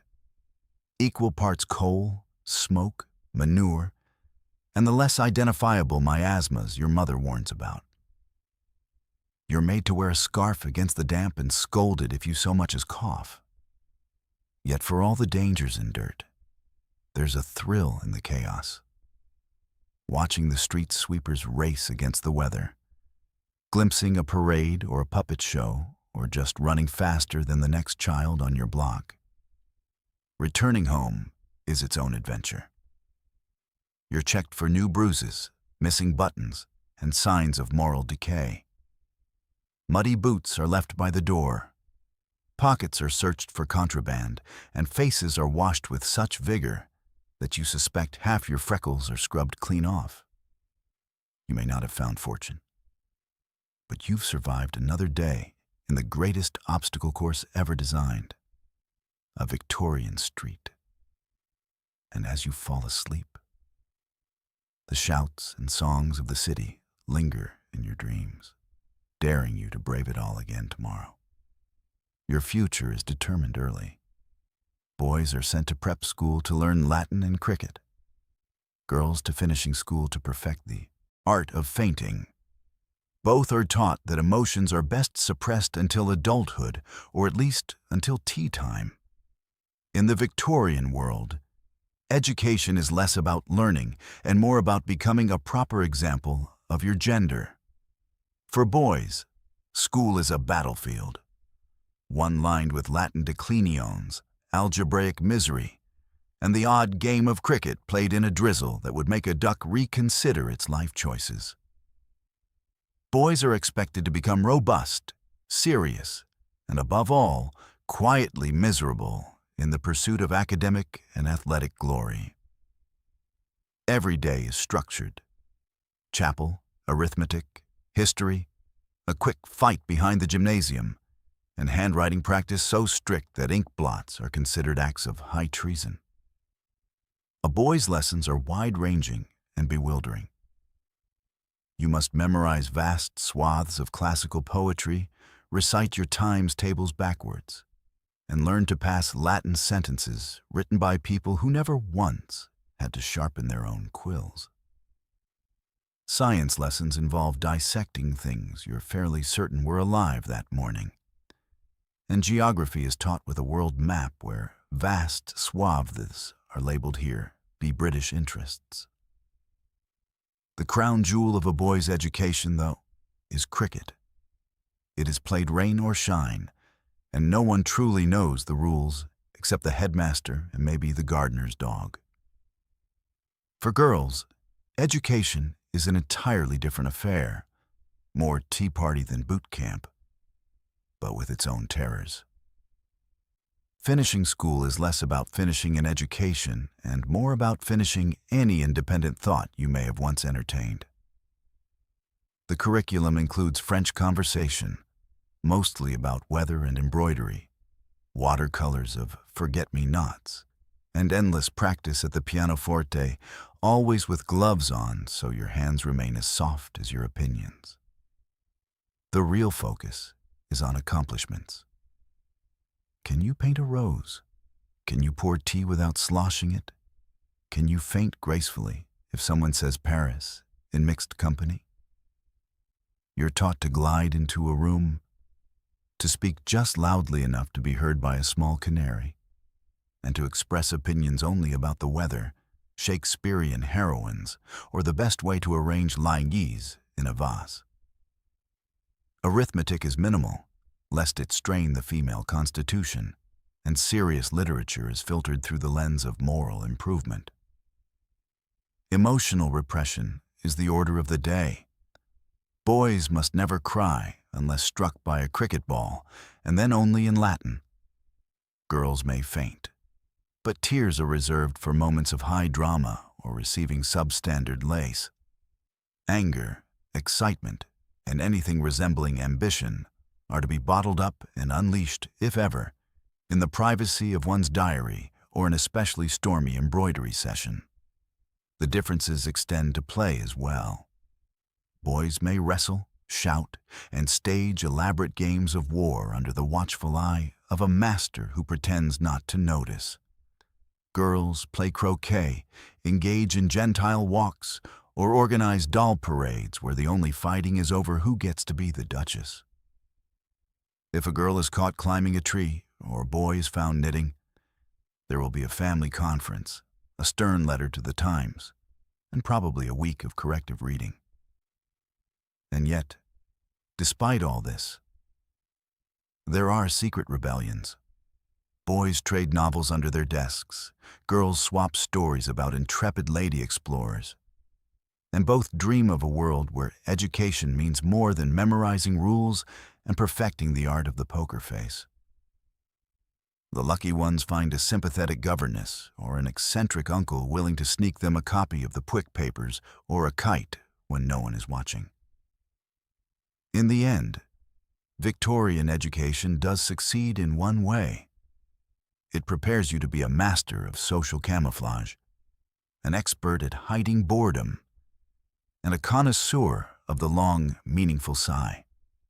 Whether you're conjugating verbs or arranging violets, You're learning what it means to be a Victorian and how to survive until the next tea break. Teething is an ordeal for everyone. Victorian parents prescribe everything from bread crusts to brandy. And if that doesn't work, there's always the ever-popular Mrs. Winslow's soothing syrup, guaranteed to knock you out cold for 6 to 8 hours. In the Victorian nursery, the arrival of teeth is less a developmental milestone and more a collective trial by fire. For the afflicted baby, it's endless drool, red cheeks, and the urge to gnaw on anything that stands still long enough, including the cat, the corner of the rug, or a slightly haunted-looking rattle carved out of bone. For parents, it's a time of desperate innovation, as they rotate through an arsenal of remedies in hopes of quieting the midnight wails and saving their own sanity. First up is the time-honored bread crust, handed over with all the gravitas of a royal scepter. The idea is simple. Toughen up the gums by letting the baby chew on yesterday's loaf, which is now roughly the consistency of fossilized wood. If you manage to extract any comfort or even a single crumb from this arrangement, you're already tougher than most. If not, your parents escalate to the next step, spirits. Brandy is dabbed on the gums for medicinal purposes, resulting in a generation of babies with a suspiciously robust tolerance for liquor and a tendency to nap through thunder. But nothing in the Victorian era quite matches the celebrity status of Mrs. Winslow's soothing syrup. This miracle in a bottle promises relief from all ills, teething, colic, fussiness, and a general tendency to cry at the injustices of life. The secret? A blend of morphine, alcohol, and a dash of pleasant herbs, creating a concoction that would probably require a prescription today and a lengthy visit from social services. Parents sing its praises. He slept through the night, and so did we, while quietly ignoring the fact that the baby's been smiling at the wallpaper for 3 days straight. If for some reason the syrup is unavailable, there are always teething powders, cooling drafts, or if you're unlucky, bits of coral strung on a ribbon and tied around your neck for protection. The family medicine chest soon resembles an alchemist's laboratory, with vials and jars labeled in beautiful script, but filled with substances that have probably been banned in 5 countries by now. The ordeal doesn't end at home. Visiting relatives arrive with advice, both old-fashioned and ominous. Rub the gums with honey if you want to add botulism to your problems, or let the child gnaw on a silver spoon, which is great advice if you happen to be related to a duke. If all else fails, there's always the suggestion of airing out the baby, which mostly involves putting you in a pram by an open window and hoping the breeze will do what brandy and morphine could not. Of course, teething isn't just hard on the baby. The rest of the household lives in a state of siege, tiptoeing around the nursery and keeping an ear out for the first sign of a wail. Older siblings are drafted as entertainment, producing puppet shows and desperate attempts at slapstick comedy, none of which are appreciated by the baby, who only wants to chew on the hem of their pin. When it's all over and the teeth finally emerge, there is a brief collective celebration. Parents breathe a sigh of relief. Nannies pour themselves a congratulatory sherry, and the baby, now equipped with a new set of weapons, turns their attention to biting everyone in reach.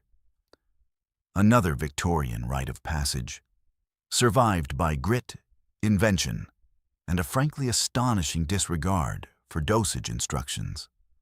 Looking back, you realize that teething in the Victorian age wasn't just about growing teeth. It was about building the kind of resilience you'd need for a lifetime of lead paint, arsenic-dyed curtains, and breakfasts consisting entirely of garal. If you could make it through your first year without accidentally numbing your tongue permanently, you were clearly destined for great things. or at the very least, for a very strong cup of tea. Occasionally, you're marched into the countryside for healthful exercise, bundled in 5 layers, and forbidden from touching anything interesting. Nature is considered educational, but only if you observe it from a safe, non-muddy distance. A Victorian nature walk is not so much an adventure as it is a moving lesson in caution.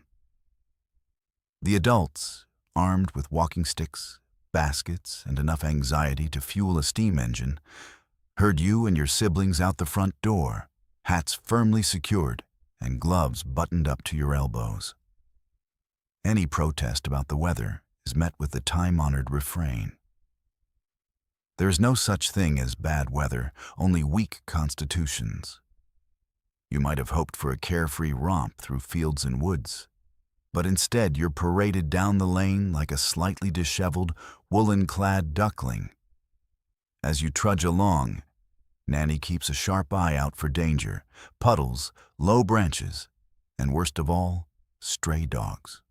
Your natural urge to leap into a hedgerow is met with a withering look and a lecture on the many ailments that can be contracted from a careless brush with wild vegetation. You are allowed to admire the flowers, but only from a distance, and only after reciting their Latin names. Attempting to pick so much as a buttercup will get your gloves inspected and your moral fiber questioned.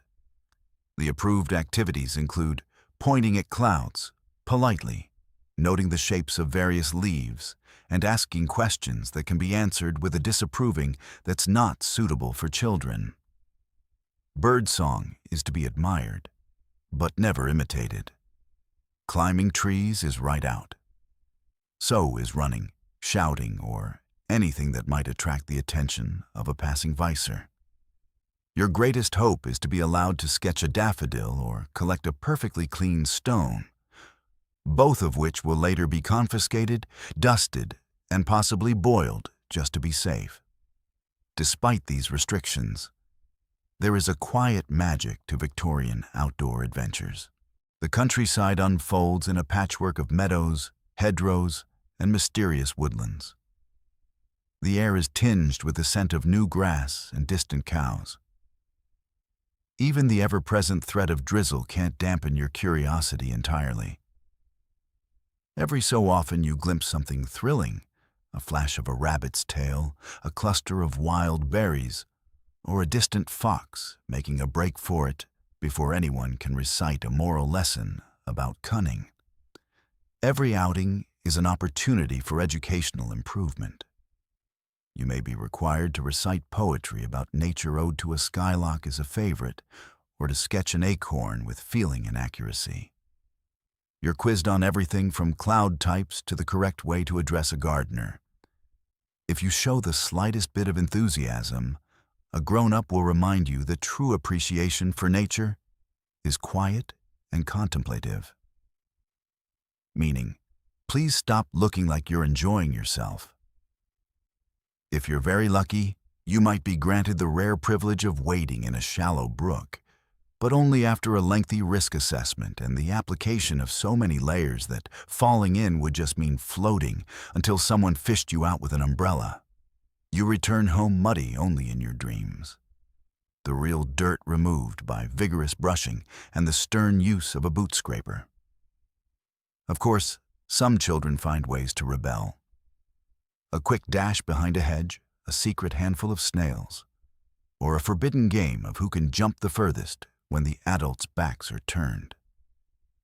These are the stuff of Victorian legend.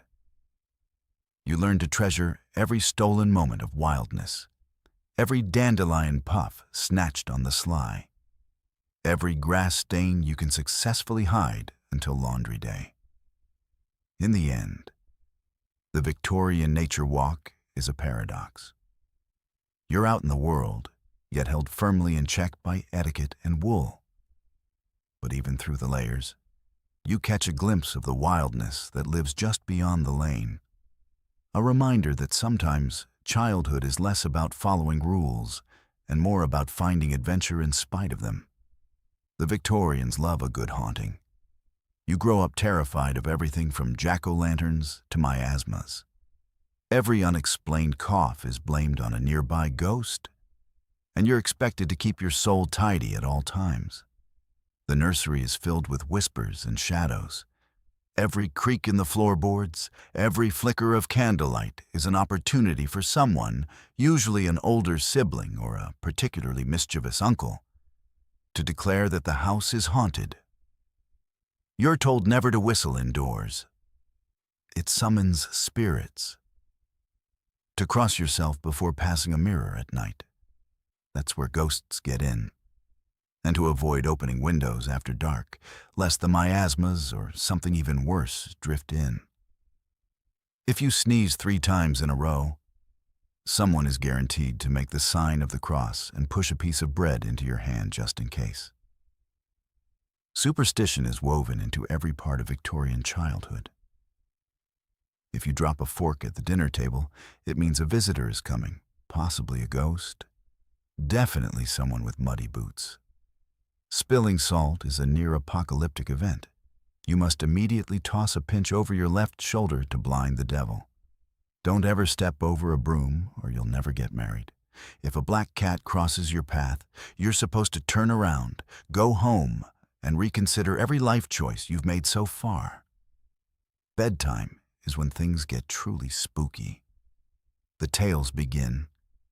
Stories of haunted attics, wandering souls, and vengeful spirits who dislike children who giggle after sundown.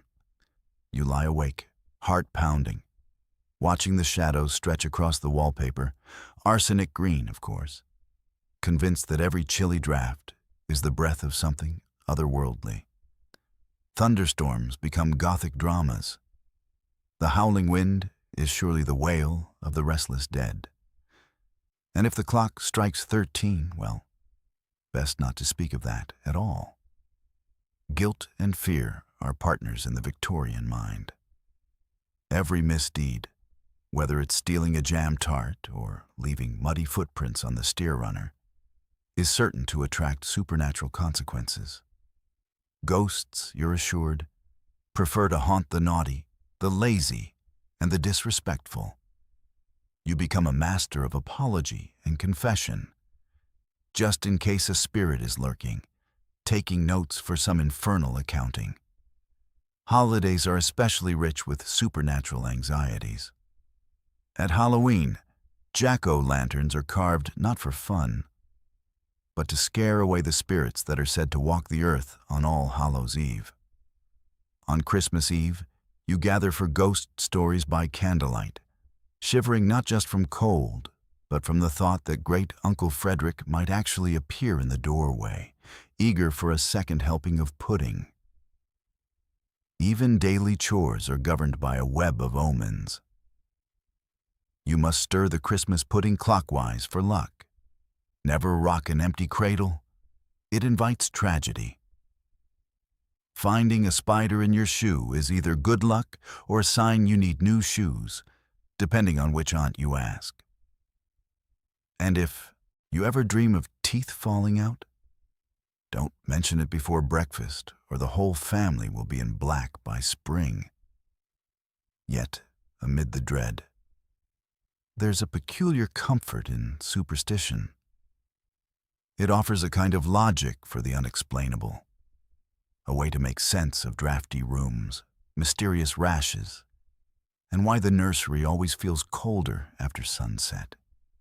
You whisper protective charms, avoid ladders, and keep your eyes peeled for omens, hoping to navigate childhood without drawing the attention of the spectral bureaucracy. In the end, you grow up with a sixth sense for things that go bump in the night. Every shadow is a story. Every unexplained itch, a warning from beyond. Victorian superstitions may fill you with dread, but they also fill your childhood with drama, ritual, and a lifelong respect for salt shakers.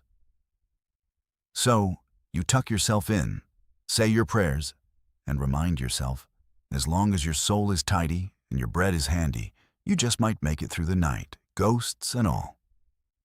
Puberty arrives with no warning, and absolutely no explanation. Victorian parents handle this by ignoring it completely, leaving you to figure out the horrors of adolescence, with only a medical encyclopedia and your older cousin's terrifying stories. One day, you're playing marbles in the nursery, and the next you're sent upstairs to rest for what seems like a year and a half. Your body begins to betray you in every way imaginable. You grow in places that aren't supposed to grow, squeak when you mean to speak, and develop a sudden, mortifying awareness of elbows. Spots appear overnight, hair does unpredictable things, and you are suddenly, for no reason at all, taller than your mother and more awkward than a calf on ice. The official Victorian response is to say nothing at all. The word puberty is never uttered.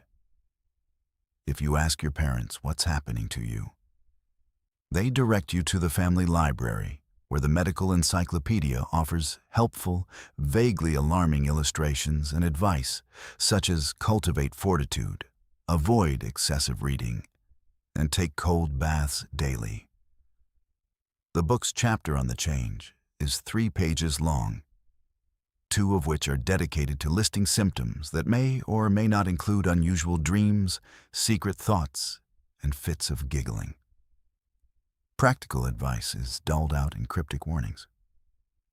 Sit up straight. You're getting a stoop, your father mutters. Don't eat too much cheese at supper or you'll get ideas, says your mother, with the air of one imparting ancient wisdom. No one explains what kind of ideas. If you complain of new aches, you're given a tonic with a name like Dr. Fortitude's invigorating solution, which tastes like nail polish remover and is probably 40% gin. Girls receive a particularly bewildering crash course in Victorian modesty. The day you receive your first packet of mysterious blue ribbons, you know something is up. If you ask your mother, she simply blushes and recommends extra prayers. The household's womenfolk become tight-lipped and mysterious, offering advice like never sit on cold steps and don't run after tea. If you faint in public, everyone nods knowingly and changes the subject. For boys, the transition to manhood is equally mysterious and considerably more itchy. Suddenly, you're expected to spend hours at cricket, recite poetry with newfound gravity, and stop climbing trees, even though you secretly want to more than ever. Older cousins corner you with alarming tales of what to expect, most of which involve sudden whiskers, wrestling matches behind the stables, and the need to carry a handkerchief at all times for emergencies. Your skin rebels, your voice mutinies. You become aware of other people, girls, boys, the baker's apprentice, sometimes all at once, sometimes with the mortifying intensity of a 3-volume romance novel. Courtship, according to the family manual, is best conducted at a distance, preferably by letter, and ideally in the company of at least 4 chaperones and a dog.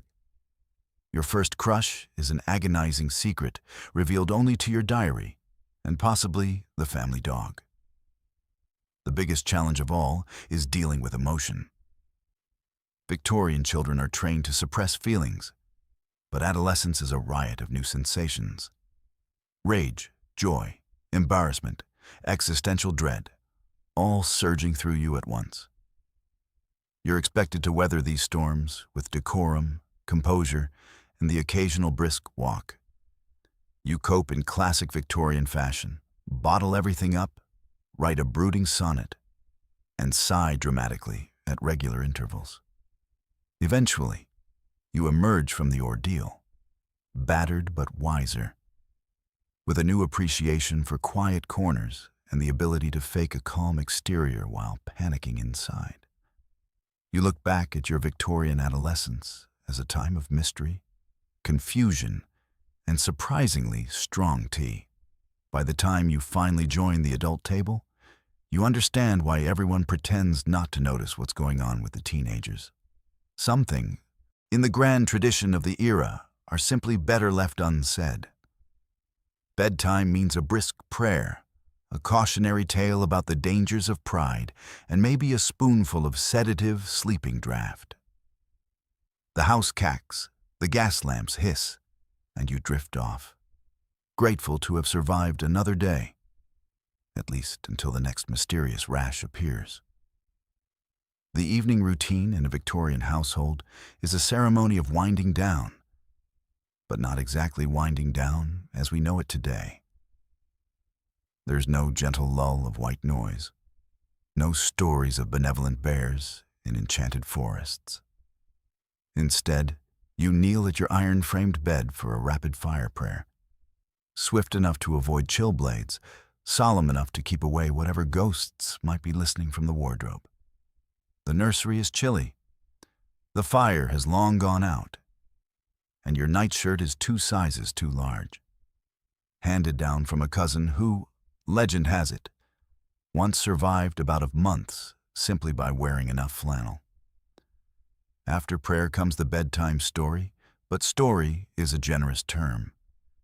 Most nights, it's a morality tale delivered in a whisper by nanny or an elder sibling. Cautionary fables of pride, greed, or the terrible fate of children who talk back at the table. The message is always the same. Virtue is rewarded. Naughtiness is swiftly and often hilariously punished. You're told the story of the boy who ran indoors and was struck by lightning, or the girl who forgot her manners and was promptly carried off by a stalk. No pressure. If your parents are feeling particularly modern, they might offer a book, usually Pilgrim's Progress or some slightly less terrifying volume from the family shelf of improving literature. You clutch your book under scratchy blankets and try not to think about the wallpaper peeling in the moonlight or the odd whiff of camphor drifting from the medicine chest. The house makes noises, floorboards creak, wind rattles the window, and somewhere someone coughs in a way that suggests they've just seen a ghost, or at the very least, the family cat. For the restless or especially unlucky, there's the sleeping draught. Victorian pharmacology is, let's say, enthusiastic. A spoonful of syrup promising soothing sleep and containing an amount of opium that would put a grown bear out for a week. If you protest, you're reminded that your Aunt Belinda took it nightly and lived to the impressive age of 34. The draught tastes faintly of licorice, nightmares, and regret. You're soon drifting in and out of consciousness, grateful at least to be spared the full brunt of the house's nocturnal symphony. Bedtime is not all terror. There are small comforts: the soft thump of a sibling's foot from the next bed, the distant clatter of a late-night carriage, and the warm, conspiratorial feeling of having survived another day together. You whisper secret plans for tomorrow, promises of daring escapes and extra marmalade before Nanny's warning shush brings peace once more. You lie awake for a while, watching shadows move across the ceiling, wondering what the next day will bring. A new rash, perhaps, or a strange spot that will require 3 kinds of ointment and a stern lecture on the dangers of drafts. You are not alone. The nursery is full of small sounds: the rustle of a mouse, the sigh of the wind, the gentle rhythmic snore of the family dog curled by the fireless grate. Even the house seems to settle, as if sighing in relief that everyone for now is safely in bed. Eventually, sleep arrives. Not gentle, but total, brought on by exhaustion, storybook warnings, and just the right amount of tranquilizer. You dream of strange adventures, haunted nurseries, and endless bowls of GRL. If you're lucky, you wake in the morning, a little stiff, a little itchy, but fully prepared to face another day in the wild, weird, and wonderful world of Victorian childhood. And as you blink away sleep, you remember surviving bedtime is its own kind of victory. Potty training in the Victorian era is less about stickers and positive reinforcement, more about public embarrassment and endless porcelain paraphernalia. Your personal chamber pot is decorated with whimsical scenes of flowers, or if you're unlucky, moral warnings. There's no flushing, only a brisk trip to the backyard night soil man, whose job description includes the phrase hazard pay. You learn quickly. Accidents mean lectures, and missing the pot is an offense best kept secret until the next housemaid's day off. For a Victorian child, the chamber pot is both an ever-present necessity and an object lesson in humility. It lurks beneath the bed or in a special nook behind the nursery screen, never far from reach and always in danger of being discovered by an adult at the worst possible moment. Some are painted with gentle encouragement. Roses, cherubs, perhaps a jolly goose, but others bear stern warnings. Cleanliness is next to godliness, or look before you leap. The message is clear.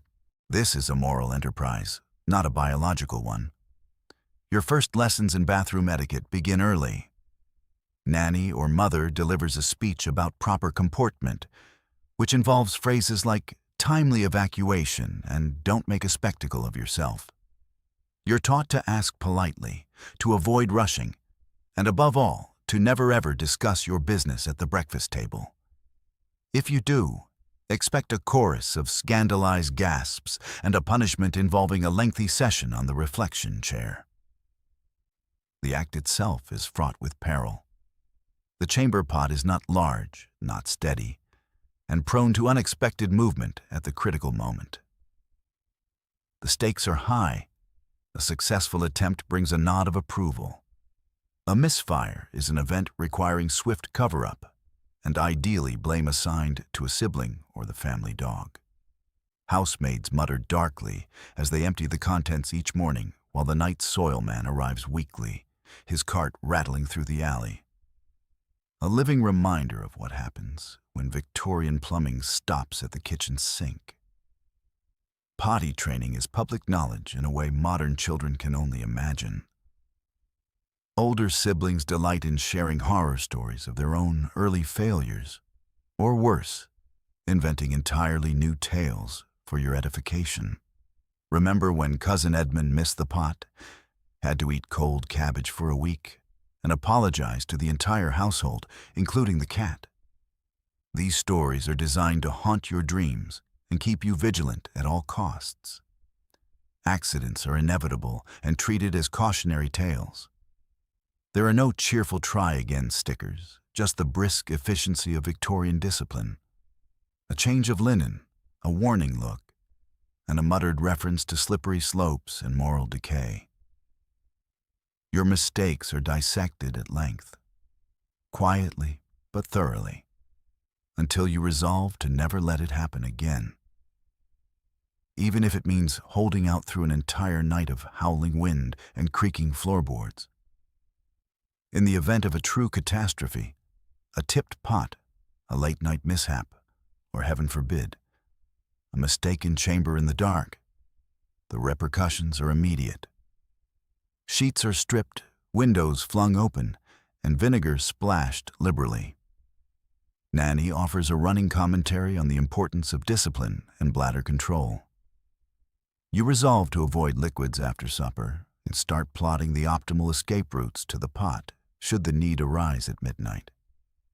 For many, the greatest dread is the eventual transition to the outdoor privy.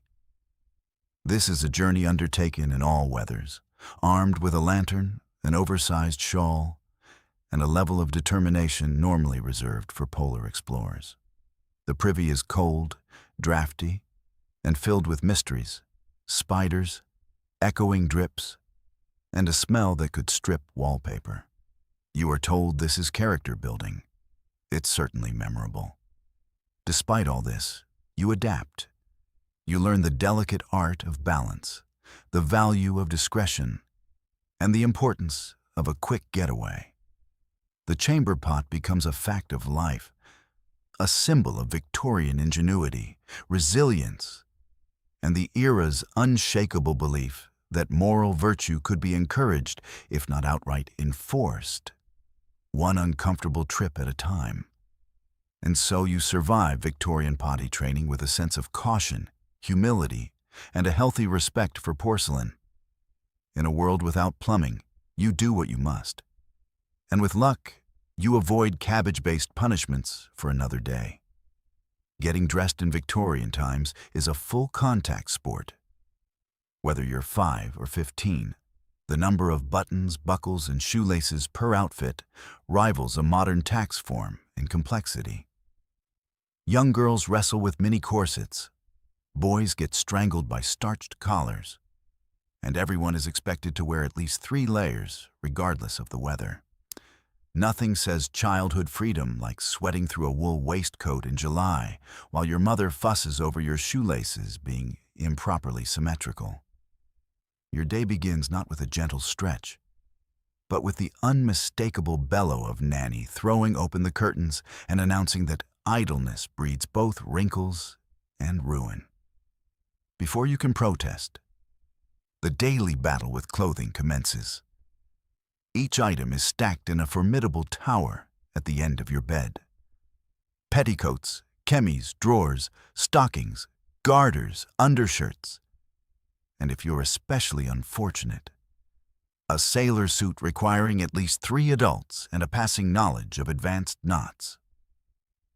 For girls, the first obstacle is always the corset, or as it's known in the family, the embrace of discipline. A child's corset is meant to encourage perfect posture and presumably an early sense of despair. Nanny wields the laces with the skill of a competitive sailor, pulling until you feel taller, thinner, and significantly less able to breathe. If you complain, you're reminded that Queen Victoria herself wore tighter stays. And look how well she turned out. Boys, meanwhile, must contend with the collar, starched, upright, and apparently inspired by medieval torture devices. Each morning, your mother stands you before the mirror, tugs the collar to your chin, and surveys her handiwork like a sculptor preparing marble for public display. Any attempt to loosen it is met with a sharp glance, and the reminder that a droopy collar is the first step on the road to moral collapse. You practice proper posture by balancing a book on your head, while Nanny inspects your cuffs for rogue folding and signs of frivolous living. Layering is not just a suggestion. It's a sacred ritual. Summer or winter, indoors or out, you are swaddled in wool, flannel, and occasionally velvet, because children are delicate and must be insulated at all times. This is a curious belief when by midday you are slick with sweat and quietly praying for a strong breeze or a fainting spell. You are warned never to remove a layer, lest you catch a chill and bring shame upon the household. Dressing is so exhausting it nearly qualifies as morning exercise. Socks sag, garters snap, and buttons have a Houdini-like ability to vanish at the slightest provocation. Ribbons tangle, sashes slip, and the family dog, ostensibly helping, steals your best glove and buries it in the garden.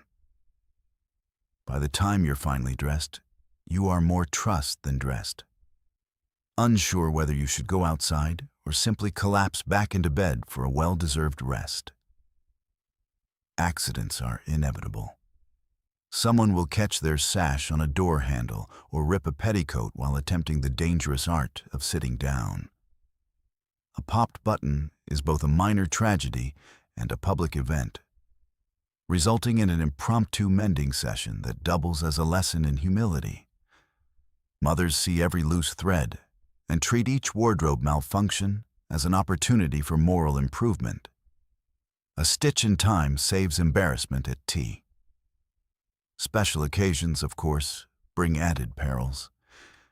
Lace collars with microscopic hooks, hats pinned to your scalp with an optimism bordering on cruelty, and shoes so tight they might as well have been made for a different species You sit for the family portrait in an agony of pinches and itches, practicing the kind of fixed, panicked smile that future historians will mistake for Victorian seriousness. Yet, through the sweat, the pinches, and the endless scolding, you develop agility, patience, and a deep appreciation for moments spent barefoot and unsupervised. By nightfall, you peel off your layers with relief, marvel at your continued survival, and drift off to sleep. Your dreams haunted by the faint rustle of petticoats and the click of mother's mending scissors, always ready for tomorrow's wardrobe war. Getting dressed in Victorian times is a full-contact sport. Whether you're 5 or 15, the number of buttons, buckles, and shoelaces per outfit rivals a modern tax form in complexity. Young girls wrestle with many corsets.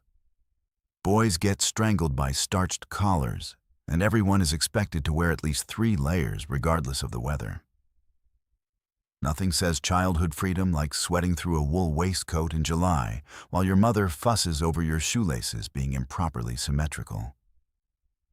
Morning begins not with a yawn, but with a battle cry. Nanny throws open the curtains. The cold rushes in, and you're reminded there is no such thing as 5 more minutes in the Victorian household. Your clothing is neatly stacked in a complicated, intimidating pile. Petticoats, drawers, undershirts, stockings, garters, chemisters, waistcoats, shirts, and if you're particularly unlucky, a sailor suit with a neckerchief that has only ever been tied properly once by a great-aunt now lost to history. For girls, the day's first obstacle is the corset. Yes, even for children. The stays are meant to train your posture and your soul, laced up by Nanny with the kind of enthusiasm usually reserved for securing livestock. The feeling is less supportive and more rib-bushing, designed to give you a ladylike silhouette and incidentally ensure you never take a deep breath again until adulthood. Movement is restricted to gliding, shuffling, or the very occasional well-choreographed collapse onto a fainting couch. Boys, meanwhile, contend with starched collars so stiff they could be used as emergency splints, and shoes that take 2 adults, a boot jack, and a prayer to remove. Your morning is spent practicing proper posture by balancing books on your head, while Nanny inspects your cuffs for frivolous folding.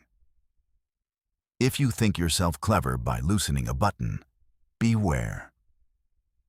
Mothers possess supernatural abilities to detect and correct even the faintest asymmetry at 20 paces. Layering is not just encouraged, it's mandatory. Summer, winter, indoors or out, your fate is sealed beneath a cocoon of wool, flannel, and for the daring velvet. The logic, as explained by adults, is that children are naturally fragile and must be insulated at all times. This is a curious stance in July when you're slick with sweat, scratching at woolen seams, and quietly calculating the odds of fainting before breakfast. The act of dressing is so exhausting, it qualifies as morning exercise. Socks sag, garters snap, and buttons seem designed to leap from their holes at the least opportune moment. Ribbons tangle, laces knot, and the family dog supposedly helping runs off with your second-best glove. By the time you're fully dressed, you're not sure whether to go outside or simply lie down and recover. Accidents, of course, are inevitable. Someone will trip over a too long hem or get a sleeve stuck in a door. If you rip your petticoat or lose a button before lunch, there's a very public mending session with Mother who treats every wardrobe malfunction as both a teachable moment and a minor tragedy. Those of a rebellious nature dream of garment reduction, quietly plotting to accidentally leave a layer or 2 behind on laundry day. Special occasions bring even greater challenges. Lace collars with microscopic hooks creates folded according to the laws of Euclidean geometry, and hats pinned to your scalp with a force usually reserved for scientific experiments. Woe betide the child whose bonnet is crooked, whose sash is askew, or whose boots are muddied by honest play. Despite all this, you survive, developing agility, stamina, and the ability to sit very, very still. You learn to appreciate the simple things, a loosened ribbon, a moment without shoes, or the sweet rebellion of untucked shirt tails. You come to understand why adults drink so much tea and why family portraits always look faintly panicked. In the end, Victorian childhood attire is as much about discipline as it is about decency. You're wrapped in tradition, practicality, and just a touch of paranoia, armored against the world, the weather, and the vague threat of falling into bad habits. By the time you finally peel off your last layer at night, you've earned your sleep, your stripes, and perhaps, if you're lucky, a single night with buttons left blissfully undone. So, as you drift off tonight, tucked into your clean, quiet bed with central heating and a mattress that doesn't bite back, spare a gentle thought for the children of the Victorian era and the parents who were honestly just doing their best with a handbook written by superstition, questionable science, and pure, unfiltered anxiety. You've survived the nursery growl, the nursery rules, and more household toxins than the periodic table. You braved lead paint, teething syrups that could tranquilize a pony, and family portraits so grim they'd scare away nightmares. And if you made it to adulthood, you did it with at least 3 moral lessons, a collection of rashes, and a deep suspicion of all things cabbage. Let's be honest, Victorian parenting might have been well-intentioned, but it was also bizarre, bonkers, and occasionally borderline criminal. Yet somehow, through all the discipline, dubious medicine, and layers of wool and underwear, families managed to stick together. Children grew up tough, creative, and equipped with survival instincts that would put a modern prepper to shame. Tonight, as you listen to the soft hum of your fan, maybe whisper a quiet thank you to your own ancestors who survived Callum cod liver oil and a childhood where fresh air sometimes meant dangling in a wire cage above the street. History can be brutal and ridiculous, but it's also proof that people are stubborn, hopeful, and always inventing new ways to get through the day. So relax, breathe easy, and let go of whatever small modern worries you carried to bed. Because right now, there's no lordom in the medicine cabinet, no arsenic in the curtains, and nobody's insisting you finish your liver pudding. Just the comfort of the present, the luxury of safety, and the quietly heroic absurdity of those who came before. Sleep well, and may your dreams be free of nannies with mustaches and lead-based wallpaper. Good night.